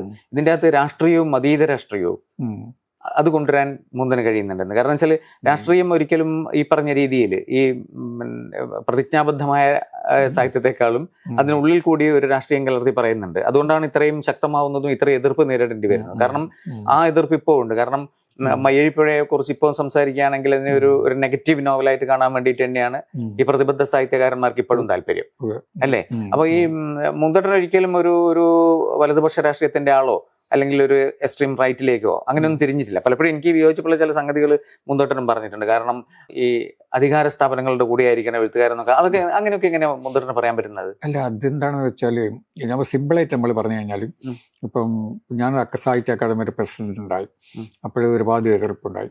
കാരണം എഴുത്തുകാരൻ പ്രതിപക്ഷത്ത് നിൽക്കണമെന്ന്. പക്ഷെ അന്ന് ഞാൻ ഒരു സിമ്പിൾ ലോജിക്ക് ഉപയോഗിച്ചുകൊണ്ട് ഞാൻ ആലോചിച്ച് നോക്കി. ഇപ്പൊ സാഹിത്യ അക്കാദമിയുടെ തലപ്പത്ത് ആരാണ് വരേണ്ടതെന്നുള്ളത്, എഴുത്തുകാരനാണോ അല്ലെങ്കിൽ മറ്റുള്ളവരാണോ എന്നുള്ളത്. എഴുത്തുകാരൻ തന്നെയാണ് അവിടെ വരേണ്ടത്. അപ്പൊ അങ്ങനെ വരുമ്പോൾ എങ്ങനെയാണ് അത് അധികാരത്തിന്റെ പിന്നെ അതൊരു അധികാരത്തിന്റെ സ്ഥാനമായിട്ടും എഴുത്തുകാരൻ അധികാരത്തിന്റെ പക്ഷത്താണെന്ന് നമുക്ക് പറയാൻ സാധിക്കില്ല. അല്ല, അധികാരത്തിന്റെ സ്ഥാനം അപ്പൊ അവിടെയും മുന്തട്ടനൊരു പ്രതിപക്ഷമായിട്ടല്ലേ നിൽക്കുക? കാരണം ഒരു ഗവൺമെന്റ് തരുന്ന ഒരു പൊസിഷൻ ആണെങ്കിൽ പോലും ഒരു ഗവൺമെന്റ് ജനവിരുദ്ധമായ ഒരു സാധനം ചെയ്യുമ്പോൾ, ഇപ്പം എനിക്ക് തോന്നുന്നു ഇപ്പം പലപ്പോഴും സച്ചിദാനന്ദനായി ചെയ്യുന്നുണ്ട്, വിമർശനം കൃത്യമായിട്ട് ഉന്നയിക്കുന്നുണ്ട് അദ്ദേഹം. അതുപോലെ അങ്ങനെയല്ലേ ചെയ്യേണ്ടത്? കാരണം അധികാരത്തിന്റെ കൂടെ നിൽക്കുക എന്നുള്ളതല്ലോ. പക്ഷെ മുതിർന്ന അങ്ങനെ ഒരു ഭയങ്കര അസർട്ടീവായ ഒരു സ്റ്റേറ്റ്മെന്റ് അങ്ങ് നടത്തി. അതല്ല, അത് വെച്ചാല് ഞാൻ എന്റെ ആർഗ്യുമെന്റ് ഇപ്പൊ അങ്ങനെയല്ല ഈ വായിച്ചവരത് മനസ്സിലാക്കി. ഞാൻ പറഞ്ഞ ആർഗ്യുമെന്റ് ഇപ്പൊ അതായിരുന്നു, ഏതൊരു തലപ്പത്തും എഴുത്തുകാരനും വരണം എന്നുള്ളത്. പിന്നെ ആ ഒരു തലപ്പത്ത് നിന്നുകൊണ്ട് കലഹിക്കുക എന്നുള്ളതാണ്. അതെ, അത് ചെയ്തിട്ടുണ്ട്. ഇപ്പൊ VS ആയിട്ടുള്ള കലഹം എന്തായിരുന്നു? അപ്പം അത് ആ കലഹത്തിന് പ്രസക്തി ഉണ്ടെന്നല്ല മറ്റൊരു കാര്യമാണ്. പക്ഷെ ഒന്ന് സിംപിളി ഇപ്പൊ ആളുകൾ പറയുന്നത് ഞാൻ അധികാരത്തിന്റെ പക്ഷത്താണ്, ഞാൻ വളരെ ദുർബലനാണെന്ന് പറയുന്നുണ്ട്. പക്ഷെ ഒന്ന് ആലോചിച്ച് നോക്കും, ഞാൻ സാഹിത്യ അക്കാദമിയുടെ പ്രസിഡന്റ് ആകുമ്പോഴും എൻ്റെ നേരെ മുകളിലുള്ളത് സാംസ്കാരിക വകുപ്പ് മന്ത്രിയാണ്, MA ബേബിയാണ്. അതിന്റെ മുകളിലുള്ളതാണ് മുഖ്യമന്ത്രി VS അച്യുതാനന്ദൻ. അപ്പൊ ഞാൻ VS കലഹിച്ചിട്ടുണ്ട്, എനിക്ക് വിയോജിപ്പുണ്ടാവും. അപ്പൊ വിയോജിപ്പ് എന്നുള്ള അത് എന്തിന് വിയോജിപ്പ് എന്നുള്ള വേറൊരു ഇഷ്യൂ ആണ്. പക്ഷെ അക്കാദമിയുടെ ഏറ്റവും മുകളിലെ ആളായിട്ട്, സർക്കാരിന്റെ ഏറ്റവും മുകളിലെ ആളായിട്ട് മൂന്തേട്ടന്റെ ഒരു പ്രവൃത്തി സ്വാതന്ത്ര്യത്തിലോ അല്ലെങ്കിൽ മൂന്തേട്ടന്റെ ആദർശങ്ങളിലോ എഴുത്ത് രീതികളിലോ ഒന്നും ഇടപെടുന്ന ഒരാളല്ലല്ലോ VS. അല്ല, പക്ഷെ അതിലായിരുന്നില്ല എന്റെ പ്രശ്നം അതായിരുന്നില്ല. ഇപ്പൊ ഞാൻ പറയാം, മാതൃഭൂമിയിൽ ഞാൻ കവർച്ചയോടെ വന്ന കഥ. അപ്പൊ ഞാൻ ചോദിക്കുന്നത്, അതിൽ ശരിക്കും VS ആണല്ലോ മൂന്തേട്ടൻ വിമർശിക്കുന്നത്. ഇപ്പൊ VS മരിച്ച സമയത്ത് വലിയൊരു മാസീവായിട്ടുള്ള ജനക്കൂട്ടം, അതായത് ഏതാണ്ട് 7 വർഷമായിട്ട് സജീവ രാഷ്ട്രീയത്തിൽ ഇല്ലാത്തൊരു മനുഷ്യൻ, പണ്ട് പറഞ്ഞ സാധനത്തിന്റെ പേരിലായിട്ട് അല്ലെങ്കിൽ അദ്ദേഹം ഉയർത്തിപ്പിടിച്ച ആദർശത്തിന്റെ പേരിൽ വലിയ ജനാവലിയാണ് പങ്കെടുക്കുന്നത്. കാരണം കേരളത്തിലെ എതിർത്തും അനുകൂലിച്ചുമുള്ള ഒരുപാട് പേര് പങ്കെടുക്കുന്ന ഒരു സാധനം. മൂന്തേട്ടൻ VS മരിച്ചപ്പോൾ എന്താ തോന്നിയത്? അല്ല, എനിക്ക് ഭയങ്കര ദുഃഖം തോന്നിയിരുന്നു. മാത്രമല്ല എനിക്ക് കുറേയധികം വിഷമമുണ്ടായിരുന്നു അങ്ങനെ ഒരു മനുഷ്യനായിട്ട് കലഹിച്ചതിൽ വിഷമമുണ്ട്. പക്ഷെ ഞാൻ ഉയർത്തിയ ഇഷ്യൂസ് ഉണ്ട്, അതാരും മനസ്സിലാക്കിയില്ല എന്നുള്ളത്. ഇഷ്യൂ എന്ന് വെച്ചാൽ ഒന്നാമതായിട്ട് പിന്നെ VS ഒരു കൂടുതൽ മീഡിയ ഫ്രണ്ട്ലിയാണ് VS. മീഡിയ ഫ്രണ്ട്ലി ആകാൻ ശ്രമിച്ചിരുന്നു കേട്ടോ. മീഡിയയിൽ നിൽക്കാൻ ആ മനുഷ്യൻ, ആ നല്ല മനുഷ്യൻ എന്തുകൊണ്ടോ ഒരുപാട് ആഗ്രഹിച്ചിരുന്നു. പക്ഷെ അത് ഉയർത്തിപ്പിടിച്ച രാഷ്ട്രീയം നല്ലത്. അല്ല, അതിന് പിന്നെ ചില ഉദാഹരണങ്ങൾ ഞാൻ പറയാം. ഉദാഹരണത്തിന് വയനാട്ടില് കഞ്ചാവ് കൃഷിക്കാരെ പിടിക്കാൻ പോകുന്നുണ്ട് VS കേട്ടോ. VS ഭയങ്കരമായ മഴയില് ഒരു ബൂട്ട്സ് ഒക്കെ ഇട്ട് കൊടയൊക്കെ ഇടുക്കിയില് കഞ്ചാവ് പിടിക്കാൻ. ലോകത്തിൽ ഒരു മുഖ്യമന്ത്രി അത് ചെയ്യില്ല. നല്ലതല്ലേ?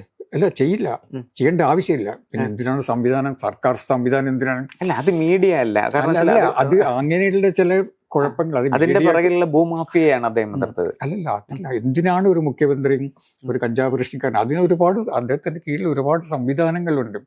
അപ്പം ഇതുപോലുള്ള കാര്യങ്ങൾ. പിന്നെ അദ്ദേഹം പറഞ്ഞത്, അല്ല, ഞാൻ VSന് എതിരായിട്ട് സംസാരിക്കാന്ന് കരുതരാൻ, എനിക്ക് അന്നും വിമർശിക്കുമ്പോഴും എനിക്ക് അങ്ങേയറ്റം ആരാധനയുള്ള ഒരു മനുഷ്യനാണ്. പിന്നെ മറ്റൊന്ന് അദ്ദേഹം പറഞ്ഞത് ചില സിമ്പിളായിട്ടുള്ള കാര്യങ്ങൾ. അദ്ദേഹം പറഞ്ഞു, എൻ്റെ വിദ്യാഭ്യാസം ജനങ്ങളുടെ ഇടയിൽ പ്രവർത്തിച്ചിട്ടാണ് കേട്ടോ.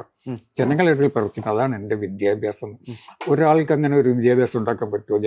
എൻ്റെ സിമ്പിൾ ലോജിക്കലി ഞാൻ ചിന്തിക്കുകയാണ്, ഒരാൾക്ക് അതിന് സാധിക്കുമോ എന്നുള്ളതാണ്. ജനങ്ങളുടെ ഇടയിൽ പ്രവർത്തിച്ചിട്ട് നമുക്ക് വിദ്യാഭ്യാസം രാഷ്ട്രീയ വിദ്യാഭ്യാസം ഉണ്ടാക്കാൻ പറ്റില്ല. ഇപ്പൊ മഹാത്മാഗാന്ധി വിദ്യാഭ്യാസം പോലും സാധിക്കില്ല. മഹാത്മാഗാന്ധി അങ്ങനെ ഉണ്ടാക്കിയത് അദ്ദേഹത്തിന്റെ വേറൊരു ഇന്റലക്ച്വൽ ലെവലുണ്ട്. അദ്ദേഹത്തിന് വായനയും ചിന്തയും. VS ശുദ്ധമായ ഒരു സാധു മനുഷ്യനാണ്. വലിയ രാഷ്ട്രീയ വിദ്യാഭ്യസമുള്ള ആളാണ്. രാഷ്ട്രീയ വിദ്യാഭ്യാസം എനിക്കറിയാം. രാഷ്ട്രീയ വിദ്യാഭ്യാസം ജനങ്ങളുടെ പൾസ് അറിയുന്ന ഒരാളാണെന്നുള്ളത്. രാഷ്ട്രീയം എന്ന് പറയുന്നത് എന്താണ്? രാഷ്ട്രീയം എന്ന് പറഞ്ഞാൽ ഒരു ജനങ്ങൾക്ക് നല്ലൊരു ജീവിതം നൽകണം. നല്ലൊരു ജീവിതം, അവർക്ക് കഷ്ടപ്പാടുണ്ട്, അവർ താമസിക്കാൻ സ്ഥലമാണ്, കഴിക്കാൻ ഭക്ഷണമാണ്. ഇതൊക്കെ നൽകണമെങ്കിൽ സമ്പദ്ഘടന അഭിവൃദ്ധിപ്പെടണം കേട്ടോ. അതാണ് എങ്ങനെ നമ്മുടെ സമ്പദ്ഘടനയെ അഭിവൃദ്ധിപ്പെടുത്തുക, അതുപയോഗിച്ചുകൊണ്ട് എങ്ങനെ പിന്നെ ജനങ്ങളുടെ ദൈനംദിന ജീവിതം മെച്ചപ്പെടുത്തുക, അതാണ് രാഷ്ട്രീയം. രാഷ്ട്രീയത്തിൽ ഈ സമ്പദ് വ്യവസ്ഥയെ മാറ്റി നിർത്താൻ കഴിയില്ല. അപ്പൊ സമ്പദ് വ്യവസ്ഥ ആദ്യം അതെന്താണെന്ന് മനസ്സിലാക്കണം. അതാണ് ഇപ്പം നമ്മളിപ്പം അമേരിക്കൻ പ്രസിഡന്റ് നോക്കുക, നമ്മൾ എന്തൊക്കെ എതിർത്ത് പറഞ്ഞാലുണ്ടല്ലോ. പിന്നെ ഒബാമ ഹാർവാർഡ് ലോ സ്കൂളിൽ പഠിച്ചാലാണ്. ഇങ്ങനെയുള്ള അവിടെയുള്ള മുഴുവൻ പ്രസിഡന്റുമാരും ഞാൻ കേൾക്കും. അപ്പൊ അങ്ങനെയുള്ള ഒരു വിദ്യാഭ്യാസം ഉള്ളത് കൊണ്ടാണ് അവർക്ക് ഇതുപോലുള്ള കാര്യങ്ങളിൽ സംസാരിക്കാൻ ഇടപെടാൻ കഴിയുന്നത്. ആ വിദ്യാഭ്യാസം ഇല്ല എന്നുള്ളതാണ് ട്രംപിന്റെ കുഴപ്പം കേട്ടോ. അപ്പൊ അവര് ഏതൊരു നേതാവിനും ഈ മാറിയ കാലത്ത്, ഇനിയുള്ള വരാൻ വന്ന കാലത്ത് അടിസ്ഥാനപരമായിട്ടില്ല ശരിയായ വിദ്യാഭ്യാസം ഉണ്ടാവണം. അത് അല്ല, അത് മുതലും പറയുന്നത് പിന്നെ ഒരു യൂണിവേഴ്സിറ്റി എഡ്യൂക്കേഷൻ വേണമെന്നാണോ? അങ്ങനെയാണെങ്കിൽ ഇപ്പൊ മോഡി അല്ലെങ്കിൽ പിണറായി വിജയൻ, അച്യുതാനന്ദൻ, നമ്മൾ കേരളത്തിൽ കണ്ടിട്ടുള്ള ആൾക്കാരിൽ അധികം ഇപ്പൊ എനിക്ക് തോന്നുന്നത് CH മേനോനൊക്കെ ഉണ്ടാവുള്ളൂ എന്ന് എനിക്ക് തോന്നുന്നു, അത്തരത്തിലൊരു എഡ്യൂക്കേഷനുള്ള ആള്. അല്ലാതെ അങ്ങനെ ആകുമ്പം അങ്ങനെ ഒരു പിന്നെ രാഷ്ട്രീയ നേതൃത്വം അല്ലെങ്കിൽ അങ്ങനെ ഒരു രാഷ്ട്ര നേതാവ് എന്നൊക്കെ പറയുമ്പോൾ ഇപ്പം ഓക്കെ, പിന്നെ മഹാത്മാഗാന്ധിക്ക് അങ്ങനത്തെ ഒരു എഡ്യൂക്കേഷൻ കിട്ടിയിട്ടുണ്ട്, അംബേദ്കറിനുണ്ട്, നെഹ്റുവിനുണ്ട്, അങ്ങനെയൊക്കെ ഉണ്ട്. പക്ഷെ അല്ലാത്തൊരാള് പിന്നെ ലീഡർ ആവരുത് എന്ന് പറയുന്നത് ഇനിയത്തെ കാലത്ത് സാധിക്കില്ല. നമ്മൾ എവിടെയാണ് നിൽക്കുന്നത്? നമ്മള് കേട്ടോ, നമ്മൾ പഴയ കാലത്തല്ല നിൽക്കുന്നത്. ഈ പിന്നെ നിർമ്മിത ബുദ്ധിയുടെ ഒരു കാലത്തൊക്കെയാണ് നിൽക്കുന്നത്. ഇന്ന് നമ്മൾ ശാസ്ത്രം, സാങ്കേതിക വിദ്യ, ഇതൊക്കെ ഉണ്ടല്ലോ, സമ്പദ്ഘടന, ഇക്കോണമിക്സ്, ഇതൊക്കെ നമ്മൾ അറിയണം. ഇതൊക്കെ അറിഞ്ഞാൽ മാത്രമേ നമുക്ക് ഒരു നല്ലൊരു ഭരണാധികാരിയാകാൻ സാധിക്കുള്ളൂ. അപ്പം അതിൽ ഈ പാശ്ചാത്യർക്ക് ഇങ്ങനെയുള്ള കാര്യങ്ങളിൽ ഒരു പ്രത്യേക ഒരു ധാരണയുണ്ട് കേട്ടോ. അതിന് നല്ല ഏറ്റവും ഉദാഹരണം ഞാൻ പറഞ്ഞുതരാം. T.S. Eliot Waste Land. അപ്പം എലിയറ്റ് അങ്ങേയറ്റ യാഥാസ്ഥിതികനാണ് കേട്ടോ. അദ്ദേഹത്തിന്റെ നിലപാടുകൾ യാഥാസ്ഥിതികനായിരുന്നു. അത് അയാൾ ആന്റിസെമിറ്റിസ്റ്റ്. ഇത്രയും യാഥാസ്ഥിതികനായ ഒരിക്കൽ അയാൾ പറഞ്ഞത്, അയാൾ പിന്നെ ഈ ഫൈനാൻസ് ക്യാപിറ്റലിസത്തിന് എതിരായിരുന്ന അയാൾ പറഞ്ഞ സോഷ്യലിസം വേണം കേട്ടോ. അപ്പൊ നോക്കാം നമുക്ക്. ഇങ്ങനെ നല്ല ഒരാള് പിന്നെ വേസ്റ്റ്ലാൻഡ് എഴുതിയിട്ടില്ല ആ മനുഷ്യൻ, പിന്നെ അദ്ദേഹം പറയേണ്ടത് ഈ ഫൈനാൻസ് ക്യാപിറ്റൽസ് അനുകൂലിക്കുകയാണ് അയാൾ ചെയ്യേണ്ടത്. അദ്ദേഹത്തിന്റെ നിലപാടിൽ ഒരു യാഥാസ്ഥിതികനായിട്ടുള്ള ഒരു കവി. പക്ഷെ അതിനെ തള്ളിപ്പറയും, ഞാൻ സോഷ്യലിസമാണ് നമുക്ക് വേണ്ടത് പറയുന്നത്. ആ ഒരു ബൗദ്ധികമായിട്ടുള്ള ഒരു നിലവാരം ഉണ്ടല്ലോ, ഈ നിലവാരമാണ്, ഈ ഒരു നിലപാടാണ് ഞാൻ പ്രതീക്ഷിക്കുന്നത്. പക്ഷെ അല്ല, ഞാൻ പർട്ടിക്കുലർലി നമ്മൾ വി എസിലേക്ക് തിരിച്ചു വരികയാണെങ്കിൽ, വി എസ് ശരിക്കും പറഞ്ഞ ഭയങ്കര പൊതുജനാഭിമുഖ്യമുള്ള ജനങ്ങൾക്ക് വേണ്ടി ജീവിച്ച ഒരു മനുഷ്യനല്ലേ. അദ്ദേഹത്തിന്റെ വിദ്യാഭ്യാസം എന്ന് പറയുന്നതും ജനങ്ങളിൽ നിന്നും ആർജിച്ചെടുത്ത ഒരു വലിയ ജ്ഞാനം, എത്രയോ വർഷത്തെ, അതായത് പുന്നപ്ര തൊട്ട് ഇങ്ങോട്ടുള്ള ജ്ഞാനം മതി. അത് പഴയകാലത്ത് രാഷ്ട്രീയ ജ്ഞാനം, പഴയകാലത്ത് അത് മതി. അല്ല ഇന്നും അദ്ദേഹം അഡ്മിനിസ്ട്രേറ്റർ എന്നുള്ള ഇതിലും അത്രയും നന്നായി. ഇനിയത്തെ കാലത്ത് എനിക്ക് തോന്നുന്ന ആ ഒരു വിദ്യാഭ്യാസം പോരാന്നുള്ളതാണ് കേട്ടോ നമുക്ക് ജനങ്ങളുടെ ഇടയിൽ. അല്ല എനിക്ക് തോന്നുന്നത് പിന്നെ ഈ നിർമ്മിത ബുദ്ധിയുടെ കാലത്ത് ഇപ്പം എക്കണോമിക്സ് ഒക്കെ ഒരുപാട് അഡ്വാൻസ് ചെയ്ത് മാറിക്കഴിഞ്ഞു. നമ്മളെല്ലാം തന്നെ നമ്മളെ വളർത്തിയിട്ട് എല്ലാം തന്നെ ഔട്ട്ഡേറ്റഡ് ആയി കഴിഞ്ഞിട്ടുണ്ട്. അപ്പം അതിനനുസരിച്ചുള്ള ഒരു മാറ്റം ഇപ്പം ഇതൊരു നല്ലൊരു സങ്കല്പമാണ്. ജനങ്ങളുടെ ഇടയിൽ നിൽക്കുന്ന ഒരു നേതാവ് എന്നുള്ളത്, ജനങ്ങളുടെ ഒരു മരിച്ച വീട്ടിൽ പോകുന്നു, കല്യാണ വീട്ടിൽ പോകുന്നു, അത് നല്ലൊരു സങ്കല്പവും അത് ഒരു പഴയകാലത്തെ രാഷ്ട്രീയമാണ്. അപ്പൊ ഞാനത് തള്ളിപ്പറയില്ലേന്നത്, ഞാൻ പറയുന്നത് മാറി വരികയാണ്, ലോകം മാറുകയാണ്. അതിനനുസരിച്ച് നമ്മുടെ കാഴ്ചപ്പാടുകൾ നമ്മൾ മാറണം പറയാം. അപ്പൊ ഈ വിഷയത്തിലേക്ക് പറയാനൊക്കെ ഭയങ്കര പേടിയാണ്. കാരണം വി എസിനെതിരായിട്ട് ഒന്നും പറയാൻ ഞാൻ ഇഷ്ടപ്പെടുന്നില്ല കേട്ടോ. പക്ഷെ ഞാൻ വി എസിനെ പറ്റി എല്ലാം പറയുന്നത് പൊതുവേ ഇല്ല. ഇപ്പൊ ലോകത്തിലെ എല്ലാ നേതാക്കളും അങ്ങനെയാണ്. നമ്മളിപ്പം പഴയമായിട്ടുള്ള നേതാക്കൾ ഇന്നില്ല. സമ്പന്നമായ രാജ്യങ്ങളിൽ നമ്മൾ നോക്കിക്കഴിഞ്ഞാൽ അമേരിക്ക ഓഫ് കോഴ്സ് അത് പിന്നെ ട്രംപിന്റെ കയ്യിൽ നശിച്ചുപോയി. പക്ഷെ മറ്റെല്ലാ സ്ഥലത്തും യൂറോപ്പില് ഇപ്പൊ ഫ്രാൻസില് തന്നെ നോക്കൂ, അവിടെയുള്ള പ്രധാനമന്ത്രിമാരൊക്കെ എന്ന് പറഞ്ഞാൽ അവരുടെ ഒരു നല്ലൊരു ഉദാഹരണം പറഞ്ഞിട്ട് അവരൊരു പിന്നെ ഒരു എഴുത്തുകാരി ഉണ്ടായിരുന്നു. അവളുടെ പെട്ടെന്ന് പേര് ഓർമ്മ. അത് അവൾ ശരിക്കും ഒരു ആഫ്രിക്കൻ ഒറിജിൻ എഴുത്തുകാരിയാണ്. ലൈല സ്ലിമാനി എന്ന് പറഞ്ഞ ഒരു എഴുത്തുകാരി ഉണ്ടായിരുന്നു കേട്ടോ. ഈ എഴുത്തുകാരി ഒരു നോവൽ എഴുതി. അത് ഈ നമ്മളെ ഹായാന്ന് നമ്മൾ പറഞ്ഞിട്ടില്ല, കുട്ടികളെ നോക്കുന്ന അത് നാനി, അങ്ങനെ ഒരു നോവൽ. അത് ഭയങ്കരമായിട്ട് അങ്ങോട്ട് 10 ലക്ഷം കോപ്പി എങ്ങനെ വിറ്റു. കാരണം അവരുടെ ജീവിതമാണ്. അപ്പം ഇത് ഒരു ഫിനോമിനൽ സക്സസ് ആയിരുന്നു നോവൽ. അപ്പോഴും അവിടുത്തെ പ്രസിഡന്റ് അവൾക്ക് ഫോൺ ചെയ്തിട്ട് പറയും, പിന്നെ നിങ്ങൾ ഫ്രാൻസിൽ ഞങ്ങൾ അഭിമാനം കൊള്ളും നിങ്ങളുടെ പേരിൽ, നിങ്ങൾ ഇങ്ങനെ ഒരു നോവൽ എഴുതിയിട്ട്, അതുകൊണ്ട് you come and join my ministry എന്ന് പറയാണ് കേട്ടോ. കൾച്ചർ മിനിസ്റ്റർ ഓഫ് കൾച്ചറായിട്ട് ഈ എഴുത്തുകാരി വിളിക്കാൻ. ആ തരത്തിലുള്ള ഒരു ഭൗതികതയും ഒരു കാഴ്ചപ്പാടും അതൊരു പക്ഷെ യൂറോപ്യൻ ഹെറിറ്റേജ് ആയിരിക്കും അത്. പക്ഷെ എൻ്റെ ഒരു കുഴപ്പം പലപ്പോഴും ഇതാണ് കേട്ടോ. ഞാൻ ആ ഒരു അന്തരീക്ഷത്തിൽ വളർന്നുകൊണ്ട് പലപ്പോഴും ഞാൻ കാണുന്നത് ആ ഒരു കാഴ്ചപ്പാട് കൂടിയാണ്. അപ്പൊ അതിന് മറ്റൊരു ഉദാഹരണമാണ് അക്കാഡമി, സാഹിത്യ അക്കാഡമി. ഫ്രഞ്ച് അക്കാഡമി എന്നുള്ളത് അക്കാഡമി അത് ഭയങ്കര, അതിലൊരു അംഗമാകാൻ സാധിക്കില്ല. ഒരു ഫോർമർ ഫ്രഞ്ച് പ്രസിഡന്റ് ക്യൂവിൽ നിന്നിട്ടുണ്ട് അതിൽ അംഗമാകാൻ വേണ്ടിയിട്ട്, ഫ്രഞ്ച് അക്കാഡമി. അപ്പം ഫ്രഞ്ച് അക്കാഡമി ഇതാണെന്നുള്ളത് ധരിച്ച് ആ ഒരു കാഴ്ചപ്പാടിലാണ് ഞാൻ കേരളത്തിലെ അക്കാഡമിക്ക്. ഒരുപക്ഷെ എൻ്റെ കുഴപ്പമായിരിക്കും ഈ പറയുന്നതൊക്കെ. പക്ഷെ ഒരു കാര്യം, ഞാൻ ഈ പറയുന്ന കാര്യങ്ങൾ ഇനി സംഭവിക്കാൻ പോകുന്നതാണ് കേട്ടോ. നമ്മുടെ നാട്, നമ്മുടെ അക്കാഡമി, നമ്മുടെ ഭരണകൂടം ഇതൊക്കെ മാറി വന്നുകൊണ്ട് ഞാനിപ്പം പറയുന്നതിലേക്കാണ് നമ്മൾ ചലിക്കുന്നത്. ഞാനത് മുൻകൂട്ടി ഫീൽ ചെയ്യും, മുൻകൂട്ടി അതിനുവേണ്ടി സംസാരിക്കുകയും ചെയ്യുന്നുള്ളതാണ്. അതാണ് എനിക്ക് പറ്റിയ കുഴപ്പം. ആദിത്യന്റെ അതേ മറ്റൊരില്ലേ, അതിനകത്ത് ഏകാന്തതയല്ല ആൾക്കൂട്ടമാണെന്ന് നമ്മുടെ ഒരു പ്രശ്നം എന്ന് പറയുന്നുണ്ട്. അതിനകത്ത് എനിക്ക് തോന്നുന്നത് ജലൻ ബൃഹസ്പതി സംഭാഷണത്തില് അതിൽ വളരെ ഇതായിട്ട് പറയുന്നുണ്ട്. കാരണം വെച്ചാൽ കോഴിക്കോട് പോലുള്ള മഹാനഗരങ്ങളിൽ മാത്രമല്ല, മൊകേരി പോലുള്ള ചെറുപട്ടണങ്ങളിലും ഓർക്കാട്ടേരി പോലുള്ള ഗ്രാമങ്ങളിലും തിങ്ങി നിറഞ്ഞ ആൾക്കൂട്ടത്തെയാണ് നാം കാണുന്നത്. ആ ഒരു വലിയ മാസ്, അതായത് നമുക്കറിയാത്ത, തിരിച്ചറിയാൻ പറ്റാത്ത ഒരു മാസ് രൂപപ്പെടുന്നുണ്ട്. അല്ലെങ്കിൽ അതിനകത്ത് നമ്മൾ വ്യക്തികളെ തിരിച്ചറിയുന്നില്ല എന്നുള്ള ആ ഒരു വലിയ ഒരു മാസിലേക്കാണ് നമ്മളുടെ എഴുത്തും ഇതൊക്കെ പോകുന്നത്. ശരിക്കും പറഞ്ഞാൽ ആദിത്യന്റെ അതയിലാണ് അത് തുടങ്ങി വരുന്നത്. അത്തരം ഒരു സാധനം ഈ മോദൻ ഇതൊക്കെ വളരെ സൂക്ഷ്മം നിരീക്ഷിക്കുന്നുണ്ട്, ഈ ഒരു സമൂഹത്തിൽ വരുന്ന ചേഞ്ചസ്. ഇനിയിപ്പം മറ്റൊന്ന് ഇതിലേക്ക് പോവുകയാണെങ്കിൽ, സാങ്കേതിക വിദ്യ പ്രമേയമാക്കിയിട്ടുള്ള ആദ്യത്തെ ഒരു വലിയൊരു ആഖ്യായിക എന്ന് പറയുന്നത് നൃത്തമാണ്. അതായത് അതിന്റെ ഒരു വലിയൊരു നറേറ്റീവ് സ്ട്രക്ചറിലേക്ക് കൊണ്ടുവരുന്നത്. അതിനകത്ത് പുതിയ സ്ട്രക്ചറിൽ ഇമെയിൽ എന്നുള്ള ഒരു സംഗതി, അതായത് ഒരാളുടെ അഡ്രസ്സ്, അതായത് sridhartp@hotmail.com. പിന്നെ മാത്രമല്ല അഗ്നിയും ശ്രീധറും അവർ തമ്മിലുള്ള സംഭാഷണങ്ങളും പ്രശ്നങ്ങളൊക്കെ തന്നെ. അതായത് ഒരു സ്പേസ്, അതായത് ഒരാൾക്കൊരു വീടില്ലെങ്കിലും മറ്റൊരു വീടുണ്ട്, അല്ലെങ്കിൽ ആ ID ആയിരിക്കും അയാളുടെ അഡ്രസ്സ്, വിലാസം എന്നൊക്കെയുള്ള രീതിയിൽ വരുന്നത്. അപ്പൊ നമ്മുടെ മാറി വരുന്ന ഇതിനെ ഈ നേരത്തെ പറഞ്ഞ പോലെ തന്നെ ഇപ്പം മുന്തട്ടൻ പറഞ്ഞ പോലെ നേരത്തെ പറഞ്ഞു പോയി എന്നുള്ളതാണ് എന്റെ പ്രശ്നം എന്ന് പറയുന്നിടത്തുനിന്ന് അങ്ങനെയുള്ള സംഗതികൾ ഇതൊക്കെ നോക്കി കാണുന്നുണ്ട്. പക്ഷെ അങ്ങനത്തെ ഒരു സമൂഹമായിട്ട് രൂപപ്പെട്ടിട്ടില്ല. നമ്മൾ ഈ പറയുന്ന ഈ ഡിജിറ്റൽ ഡിവൈഡ് എന്ന് പറഞ്ഞ പോലെ കേരളത്തിന്റെ ഒരു സാമൂഹിക അന്തരീക്ഷത്തിൽ പാവപ്പെട്ടവനും പണക്കാരനും ഇന്നും ഉണ്ട്. നമ്മൾ ചിന്തിക്കുന്ന പോലെ ഒരു വലിയ ഒരു എലീറ്റ് തിങ്കിങ്ങിന് സാധ്യമാകുന്ന ഒരു സാമൂഹിക ഘടനയല്ല കേരളത്തിലുള്ളത്. അപ്പൊ ഈ മുന്തട്ടന്റെ രചനാലോകം എന്ന് പറയുന്നത് എപ്പോഴും ഒന്ന് മുന്നിൽ നിൽക്കുന്നുണ്ട് ഈ തരത്തിൽ. പക്ഷെ അതിനെ നമ്മളിപ്പോ ഇവിടെ ചോദിക്കുകയാണെങ്കിൽ ഒരു ഇടതുപക്ഷ രാഷ്ട്രീയത്തിൽ നിന്നൊക്കെ ചോദിക്കുകയാണെങ്കിൽ ഒരു വർഗരാഷ്ട്രീയത്തിന്റെ ഒക്കെ ഒരു വെളിച്ചത്തിൽ അതിനെ കാണുകയാണെങ്കിൽ ഇന്ന് മുന്തട്ടൻ ചെയ്യുന്ന സാധനങ്ങളൊക്കെ എങ്ങനെയാ മുന്തട്ടൻ വിലയിരുത്തുക? അല്ല, ഇന്ന് ഇപ്പം നമ്മളിപ്പം പറഞ്ഞ ഈ ആൾക്കൂട്ടം തന്നെ, ആൾക്കൂട്ടം എന്നുള്ളത് അപ്പം എനിക്ക് അത് ഒരു എഴുത്തുകാരനെന്ന നിലയിൽ എഴുത്തുകാർ ഇഷ്ടപ്പെടാത്തതാണ് ആൾക്കൂട്ടം. പക്ഷെ ഒരു നേതാവാണെങ്കിൽ ആൾക്കൂട്ടത്തെ ഇഷ്ടപ്പെടുന്നുണ്ട്. നേതാവ് എപ്പോഴും ആൾക്കൂട്ടത്തിൽ ജീവിക്കണം, ആൾക്കൂട്ടത്തിൽ അറിയപ്പെടണം. പക്ഷെ എഴുത്തുകാരൻ അതിന് നേരെ വിരുദ്ധമായിട്ട് ഏകാന്തതയിലാണ്.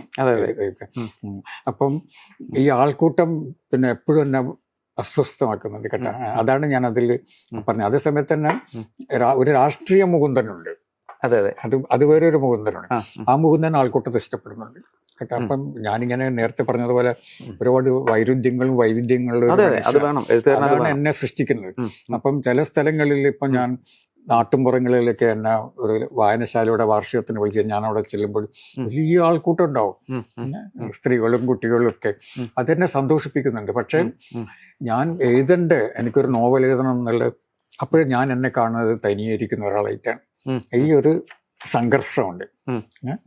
പിന്നെ എഴുത്തുകാരനായ മുകുന്ദൻ ഏകാഗിയായിട്ട് ജീവിക്കാൻ ഇഷ്ടപ്പെടുന്നു, രാഷ്ട്രീയ മുകുന്ദൻ ആൾക്കൂട്ടത്തിന് നടുവിൽ ഇരിക്കാൻ ആഗ്രഹിക്കും. ഈ ഒരു ടെൻഷൻ അതിപ്പോഴും ഞാൻ ഫീൽ ചെയ്യുന്നുണ്ട്, ഇപ്പോഴും ഉണ്ട്. അപ്പൊ ഈ ഇത്രയും വലിയ ഒരു ശരിക്കും ബൃഹത്തായിട്ടുള്ള കൃതികൾ എഴുതുന്നുണ്ട്, അതിനിടയിൽ ചെറിയ സാധനങ്ങൾ എഴുതുന്നുണ്ട്, ഇപ്പം ചെറുകഥകൾ എഴുതുന്നുണ്ട്. ഇതിനൊക്കെ ഈ ഒരു കോൺസെൻട്രേഷൻ ഒക്കെ വേണം. പക്ഷെ വലിയൊരു പുറത്തേക്ക് തിരിച്ചു വെച്ച കണ്ണുകളും വേണം. എങ്ങനെയാണ് മുന്തട്ടന് ഇതിനൊക്കെ സമയം കിട്ടുന്നത്? അല്ല, അത് ഞാൻ കഴിയുന്നത്ര ഈ പുറത്തുള്ള കാര്യങ്ങൾ വായിക്കാനും പിന്നെ വായിച്ചിട്ടാണ് കൂടുതൽ അറിയുന്നത്. പിന്നെ യാത്രകളിൽ കൂടെ ഇപ്പം അമേരിക്കയൊക്കെ ഞാൻ എനിക്കൊന്ന് 8 തവണയാണ് അവിടെ പോയിട്ടുണ്ട്. 8 തവണ, പലപ്പോഴും 6 മാസമൊക്കെ താമസിച്ചത്. അപ്പം കൂട്ടിക്കഴിഞ്ഞാൽ ഒരുപാട്. അപ്പം അവിടെ ചെല്ലുമ്പോഴാണ് നമുക്ക് ഈ യാത്രകൾ വളരെ ആവശ്യമാണ്. നമുക്ക് ആന്തരികമായ യാത്രകൾ ചെയ്യാം. ഇപ്പം OV വിജയൻ ചെയ്തിട്ടുള്ളതാണ്. OV വിജയൻ ആന്തരികമായിട്ട് യാത്രകൾ ചെയ്ത ഒരാള്, വേറെ എവിടെയും പോയിട്ടില്ല. പക്ഷെ അതിനപ്പുറത്തേക്ക് നമുക്ക് യാത്രകളാണ് നമ്മളെ സഹായിക്കുന്നത് കണ്ണു തുറക്കാൻ. എനിക്ക് പലപ്പോഴും സാധിച്ചിട്ടുള്ളത് നിരവധി തവണ പാരീസിൽ പോയി, ഓഫീസിന്റെ ജോലിയുടെ ഭാഗമായിട്ട്, പിന്നെ ട്രെയിനിങ്ങിന് പോയി, പിന്നെ എഴുത്തുകാരന് പോയി.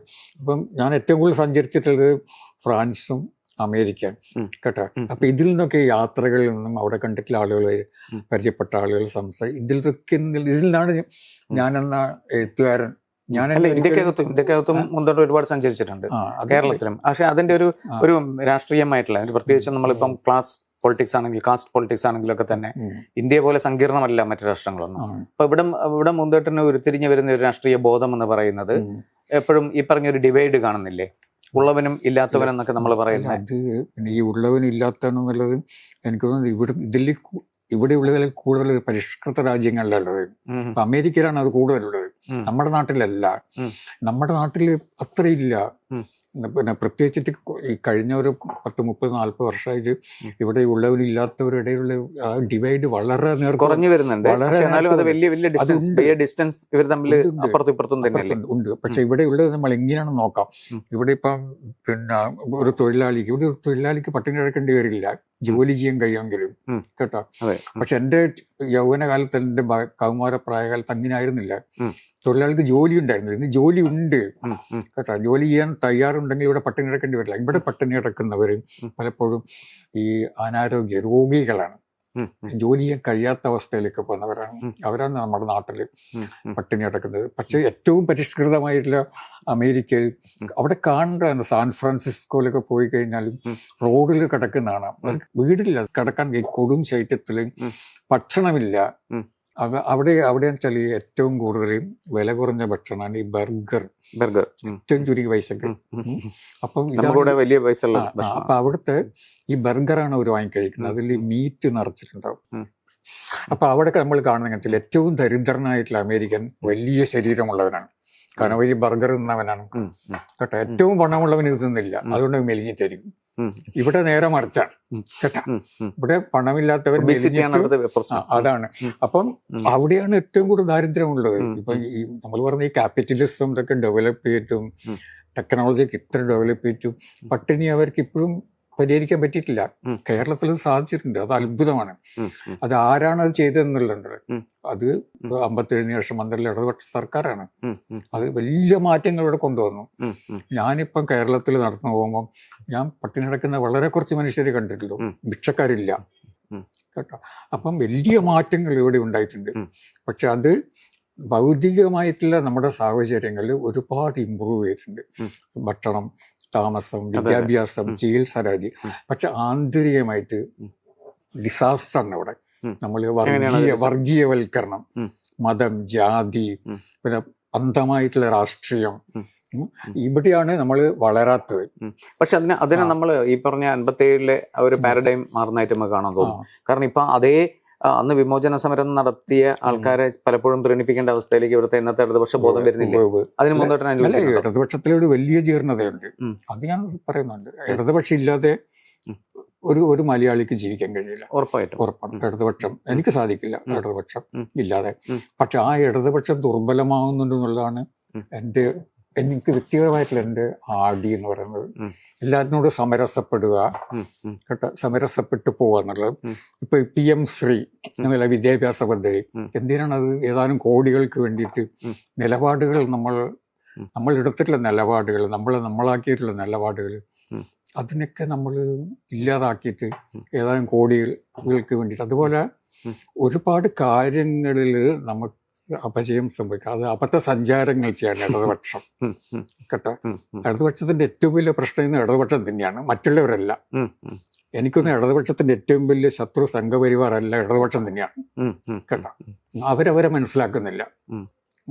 അത് ഇടതുപക്ഷം ഇവിടെ ദുർബലമായി കഴിഞ്ഞാൽ പിന്നെ മലയാളി പിന്നെ ഞാൻ എന്നെ മലയാളി എന്ന് വിളിക്കില്ല കേട്ടാ. എന്നെ മലയാളിയാക്കുന്നത് ഇവിടുത്തെ പ്രബുദ്ധമായിട്ടുള്ള ഇടതുപക്ഷമാണ്. ഇപ്പൊ എനിക്കിപ്പം സത്യം പറഞ്ഞില്ല, എനിക്കിപ്പം സംഘപരിവാറിനല്ല പേടി, ഇടതുപക്ഷത്തെയാണ് പേടി കേട്ടാ. കാരണം ചെയ്യുന്ന കാര്യങ്ങൾ ശരിയല്ല. ഇപ്പൊ നമുക്ക് പിന്നെ ഞാൻ പറഞ്ഞ പോലെ പട്ടിണി ഇല്ലാതെ എല്ലാവർക്കും കടപ്പാടമുണ്ട്. വളരെ കുറച്ച് പേരേ ഉള്ളൂ കടപ്പാടമില്ലാത്തത്, വളരെ കുറച്ച് പേര്.